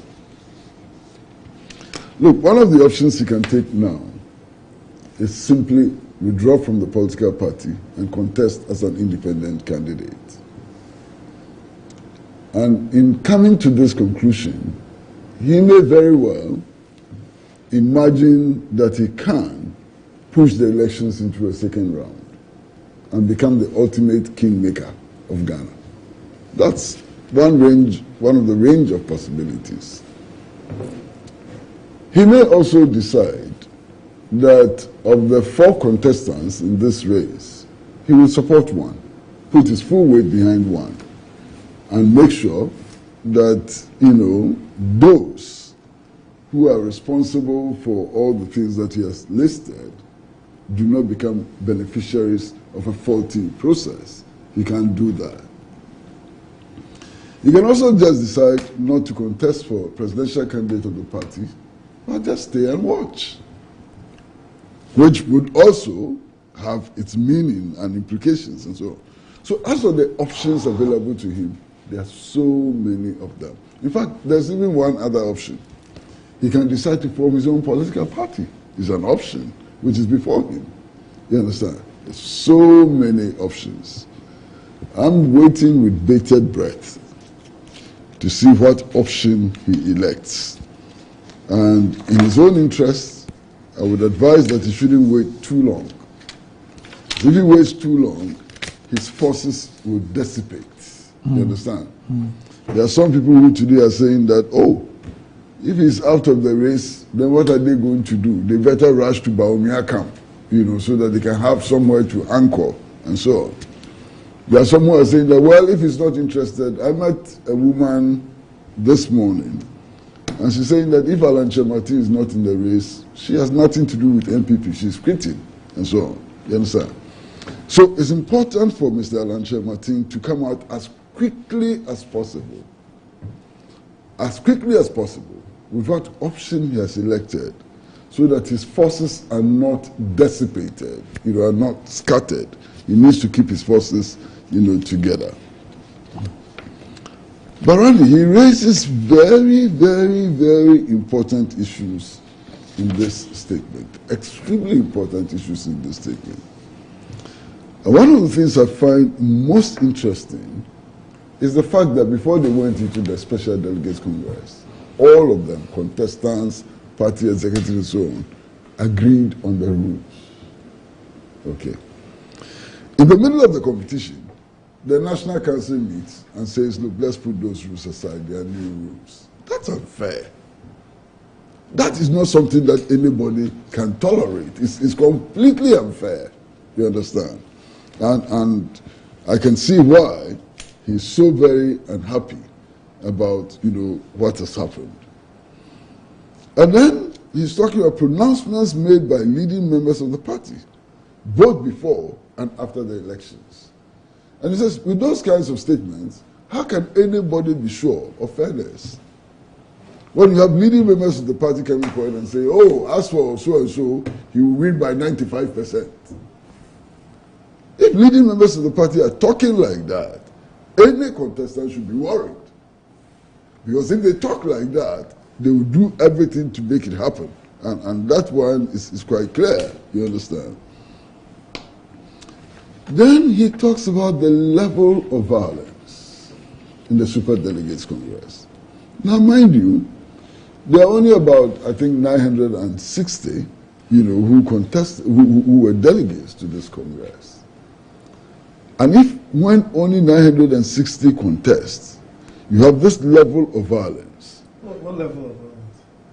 You don't know. No, I mean, what level of violence? No, you don't know. No, I'm asking, because you said level of violence, I think we had like incidents on every polling station that we had. We didn't have level of violence is simply level of violence. No, we didn't have a level of violence. We didn't. I mean, it's an incident that happened and the party has actually come out. That's a level of violence. Yeah, but then if you say this level of violence, what it means is that there's a certain sporadic, random. That's your understanding. That's your understanding. Violence across the various. That's your understanding of the language I'm using. All right. If there's an event and there is violence, it has a level. And that's condemnable. Fantastic. And that's exactly what I'm saying. If there's an event and there's violence, there's a level of violence. The level of violence does not only arise when there are 2,000 incidents of violence. When there are 5 incidents of violence, it's still a level of violence. So that's very clear. You understand? Now I'm saying that if when 960 people vote, you record this level of violence, what will happen when 220,000 people vote? And that's a legitimate issue, to raise. Now there's one point he makes which is very, very interesting. I mean, the fact that there were rules governing the election which were not followed at all. Nobody was interested in following the rules. Look, one of the rules was that nobody should, after voting, display his vote to the general public. My brother, in Nairobi, 28 people voted. Out of the 28 people who voted, only one did not show his ballot. And that one was the regional minister. Apart from the regional minister, everybody who voted displayed the, clear infringement of the rules. Very, very clear infringement of the rules. And the rules said that anybody who displayed his ballot, that vote should not count. They were counted. I mean, what else do you need? Now, what is significant is that after the elections, some people were invited to appear before the disciplinary committee for infractions of the rules. All these people who displayed their ballot, were they invited to appear before any disciplinary committee? They were not. Their ballots were not discounted. They were counted. So if you participate in such a charade, how confident can you be about outcomes and so on? You understand? Then there was a guy who was beaten to pulp. The guy who almost lost his eye and so on. And Randy, I am scandalized. This is a polling station where only 28 people voted. This guy was pounced upon. He was being beaten in the presence of the police and party executives. Nobody moved to save him. They all stood aloof and watched this guy beaten to the extent that he has been beaten.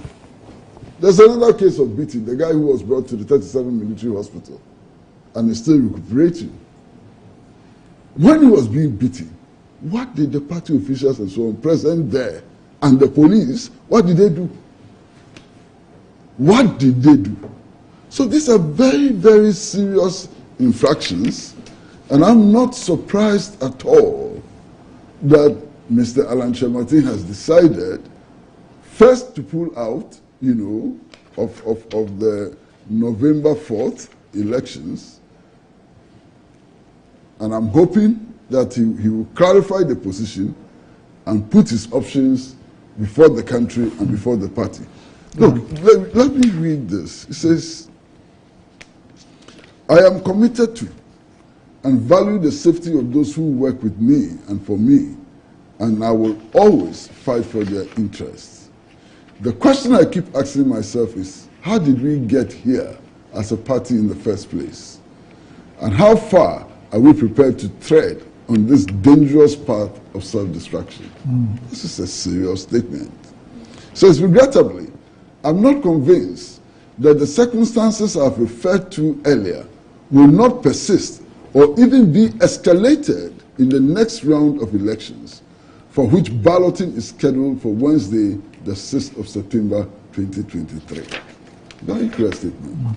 If you want, I can read more. No, I've read it already. You've read it already. It is not you, it's about those who I mean, I read it out. Yeah, okay. So this is a very clear statement, But in his own interest, he needs to come out as quickly as possible to put his options before his supporters, before the people of Ghana, and so on. Let's see what happens. All right, okay. So let me just do this ones quickly. Some of them I skipped. The Minority Chief Whip, Honorable Kwame Agboja-Govins. Kwame, I haven't seen you in a while. It says, is it democratic for EC registration at only district offices and deny many the right to register and vote? Is that not a form of a coup? Do you think the families of the 8 people who were killed during the 2020 elections will say this type of democracy is better than a coup? Some people are hiding behind democracy to perpetuate the worst form of governance. That's his view there. And then the Honorable Alexa Korn, former Ashanti Regional Minister.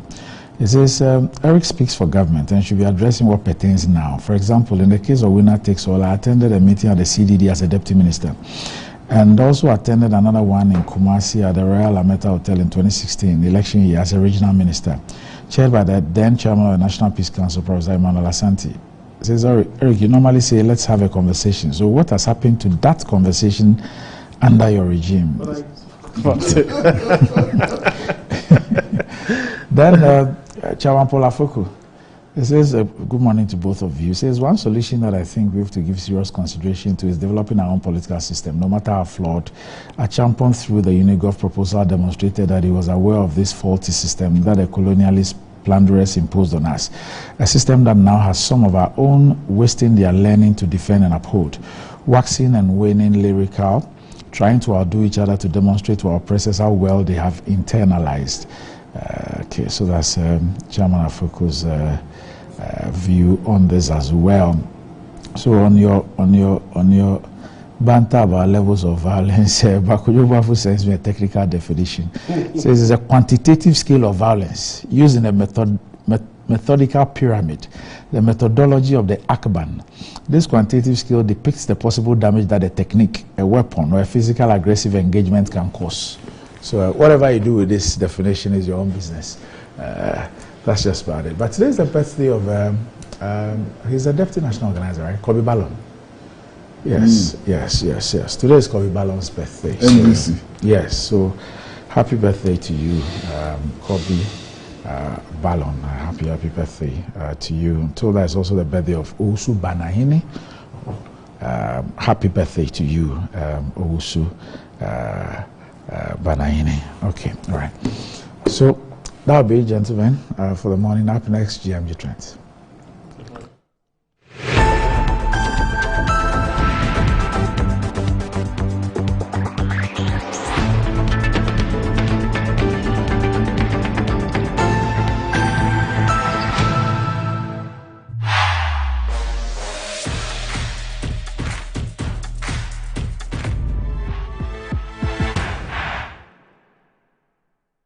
Betway is your gateway to a theme park full of gaming excitement. A whirlpool of wonder where your favorite games come to life. Where you can take to the skies with max payouts that reach into the millions. All in the palm of your hand. Visit betway.com.gh. Terms and conditions apply. Betway is regulated by the Gaming Commission of Ghana. No under 18. Bet responsibly. Betway. Bet your way. Inside Black Star Press Limited, grow inside the invective minds, evolving concepts, and the creative trends. The printing press you need now. Witness the beauty, diversity, and natural wonder with our works. Inside Black Star Press Limited, in association with Lionhead Group of Companies.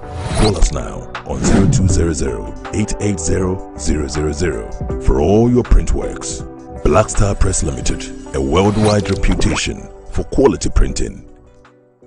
My son, there's more blessing in giving than receiving. When you fear for you and couple the makers in The pneumatological aberration of the Lord revealeth unto me this night that me and my household should go out into the world and bless the world. Makers Electronics Company Limited. Up to 67% discount. Our selected appliances. This is what I call quintessential immaculatability. The Makers Electronics Company Limited. Taifa Burkina Highway. Amasa Zongo Junction. At the K Pharmacy Dining. Oyer Fateman Boga Junction. Ashaman Valco Flat. Kumasi. Ahinema Kokobin. Asafu Bwachi Hospital Junction. Sakrani. Number 9 Market. And tell mom and dad about the Makers Blessing Attack program. From 0552 222 253 and 0552 222 254. Terms and conditions apply. The same got to move.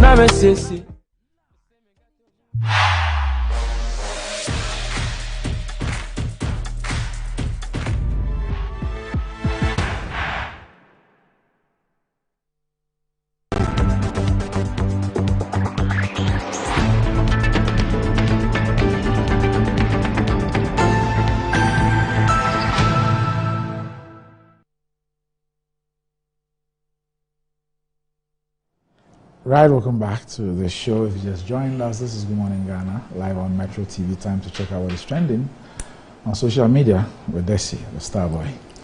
Desi. Oh, Randy. Good morning. What's going on? Good morning. Yeah, it's a Showdown Pro Max. Huh? Showdown Pro Max. What's that?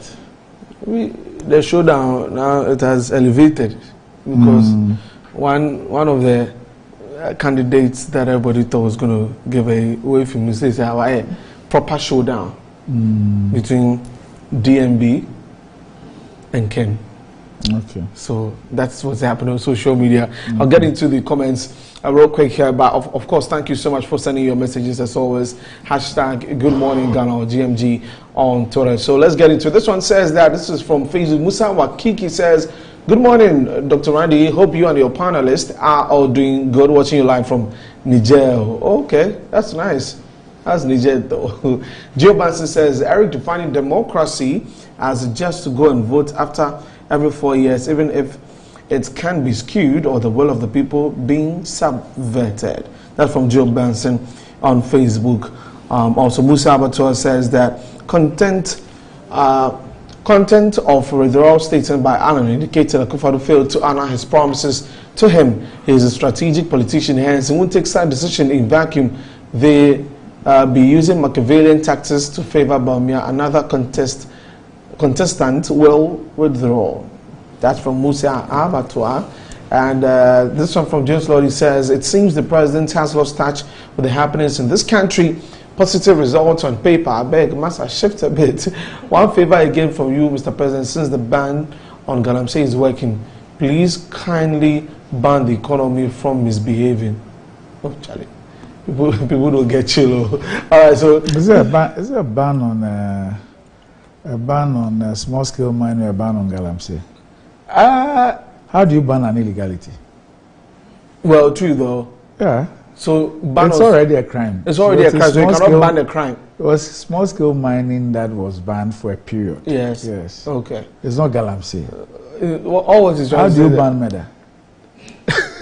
But I've seen that reportage. The ban on Galamsey. I don't know if those were the exact words of the president. Of the president. Okay. Yes. Yeah, at the I don't know. I have not heard, so I don't know if those were. But I've seen the headline: ban on Galamsey. On Galamsey. Ban on. It should be ban on illegal small scale. The ban that was imposed was on illegal. Was on small scale mining. Yes. Okay. Okay. All right. So those are some of the comments. So let's just shift into our father, Alan, the Kyerematen, former Minister of Trade. Yesterday, first in the morning, we had a certain press conference won't happen, and then later in the day, the news broke and everybody was like, "Oh, okay, why?" I remember vividly when he came around. I remember he shouldn't have even contested in the first place. If you cannot handle the trade ministry, how can you manage the whole country? Let's be serious as Guineans at times. That's from Nicholas Akpabli. Nico. Okay, this one says that these group of people come together to scam the country's citizens at any given opportunity. Now, when the same machinery turns against individuals or subgroups within their parties, they come crying to us. The unseen hands of God will always wrought justice. Okay. So it says that Honorable Alan Kyerematen has nothing to lose. He should he want to test his strength as an independent candidate. That's from Jama Boy. Okay. And this one says Alan Kyerematen doesn't have the funds to run as an independent candidate. So it's either he accepts the offer of being a running mate for Bawumia or he joins the winning team. That is showdown team. Oh, with the laughing emoji there. I'm not sure Alan will accept the insult of being Bawumia's running mate. That is... So his name is what? Elon Musk? Yes. I see. So it says a good decision. Choose peace and self-worth over disrespect and pretense every day. So, Doc, were you surprised? Somewhere. People they talk places, they say, man, they like withdrawal. Like, anyway, wait and see what his next plans will be. I probably will call him. I haven't spoken to him in a long while. As a senior friend. Yeah. But we've not spoken in a long while. Maybe I need to call him and find out. The things that he didn't put on paper. But could be the real, could explain what is on paper. What is on paper. Okay. So that has been trending, including showdown and all of that. The NPP, New Patriotic Party, that is trending also on Twitter this morning. And moving on, let's talk about the Black Stars of Ghana because they have arrived in Kumasi preparing for that game tomorrow against Central African Republic. We've got a few pictures to show you. Okay, so that's an Yaman Baba Rahman in your shot there. And Jordan Ayu also in there. So that game tomorrow, 4 p.m. will be live on Original 91.9 FM. So you can tune in also. That's the star boy, Western player, Mohamed Cruz. And this is Iñaki Williams of Athletic Bilbao in Spain. So, Doc, we are winning this one. It's here and there. How are you born? It's not because it's just here. I mean, nobody, there are no minnows anymore. But, Doc, when they beat us, it will become big news. Yes, because we have a reputation far, far bigger than them. But I'm saying that the face of football has changed. I mean, those were not powerhouses or that influential in football some 20, 30, 40, 50 years ago. It's changed. I mean, it's changed. Look at Botswana in athletics. True. Look at Botswana in athletics. Yes. And so I think that we should stop assuming that we need to beat anybody. Okay. But I'm predicting we'll beat them. No, I also believe that we'll win. Okay. Yes, I just don't want. I don't want to say that, or I will not say that on the basis of their ranking. Or because it's Central African Republic. I will say so because I believe that we are motivated enough, and I believe that Chris Hughton and his team will map up the right strategies, and Makado and the management team will also, make sure that they facilitate everything that the technical team and the playing body needs to ensure that we get a victory. Yes, those will be the basis for my view that we will win. We will win. Not because it is Central African Republic. No. Okay. We will win. I am predicting 3-0. Iñaki will score his first goal for Black Stars tomorrow. Inshallah. Yes, 3-0. Anyway, Doc, I wanted to bring the feeling of Ogwabag. Those who didn't go, I wanted to show them something small. So yesterday, I realized that Nanea was hurt. She was. Even as they can't talk, say, hey, people want to work, but the happiness part. But I asked her on Thursday or Wednesday whether she was going. I said, no. I'm the Yakwaba. All right, so if you missed out on that, that's the All Whites Party from Samini. Let's just listen to some bits of it, and then we'll be back in a bit.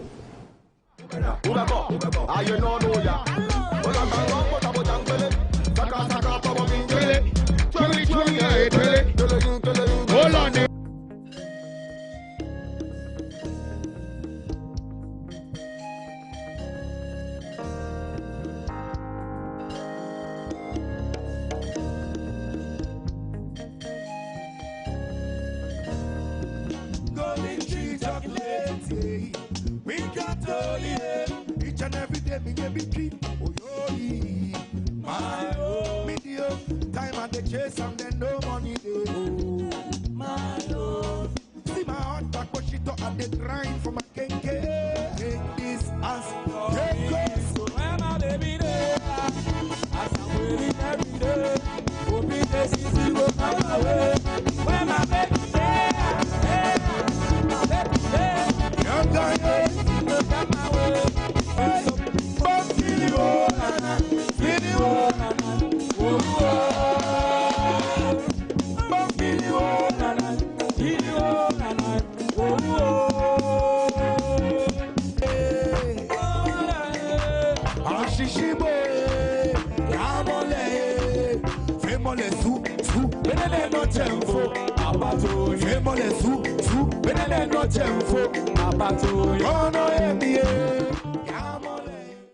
Okay, so that's what happened inside Cape Coast on Sunday.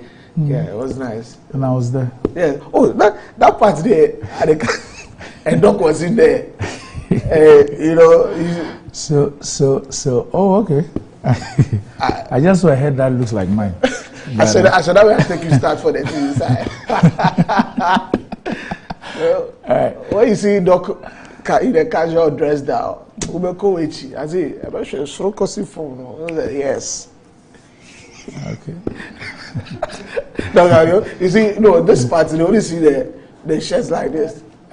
Like if dogs. What do you want them to see? What did you want them to see? If we see the whole drip. Oh. These days we call it drip. I see. So yeah, drip lord. A drip. Like what they put on you in the hospital when you see. You see the way like water drip, so yes. like drip. Like what dripping. Oh, okay. Yeah, I see. All right, okay.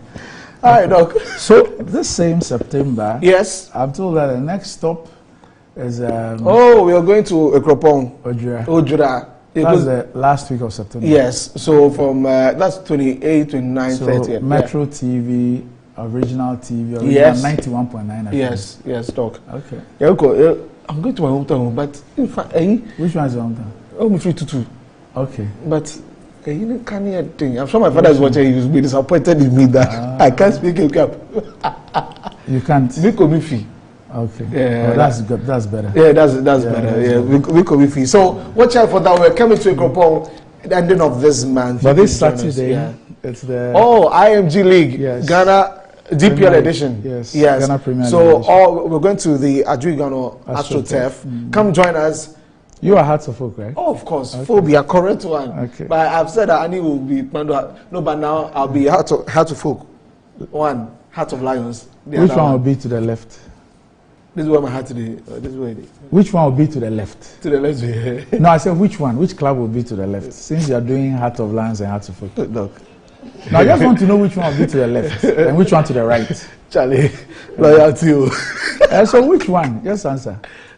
Heart of Lions. To the left. That's where your heart is. All right. Okay. Doc, Bocho is in Bocho. Yes. So Ogwaho, I'm a monkey yes. from UCC. You're what? A monkey. Monkey. MONKEY. Yes. Adum. Anybody who me Adu pa. Okay. Anybody who's from Ogwaho in UCC is a monkey. Okay. So I want to say happy belated birthday to our whole warden, Miss Milan Tewia. Happy. But she is not a monkey. Oh, she is. Okay. So, but we call her like Monkress, like Monkress. Yeah. So happy belated one to you there, and also happy. What's her name again? Miss Milan Tewia. Milan Tewia. Yeah. And also to Electoral GIJ, who watches the show so much. Daniel Obeng Akwa, aka Ubuntu, is a lecturer of media arts and communication at GIJ. Right. Says, today's his birthday. Also, happy birthday to you, sir. Right. So, Doc, that's it for today. All right. Catch you tomorrow, this weekend. You'll be playing. Doc, you have to play. At the fun thing. Yes. I have an injury. I have a knee injury, so I'm still on a treatment table. Me too. My thigh they pain me. Your what? My thigh. Thigh. Yes. Hamstring. You have a hamstring. Yes, sir. Okay. So we are injury better. All right. So up next is Metro Sports. We'll see you again tomorrow. Have a pleasant day.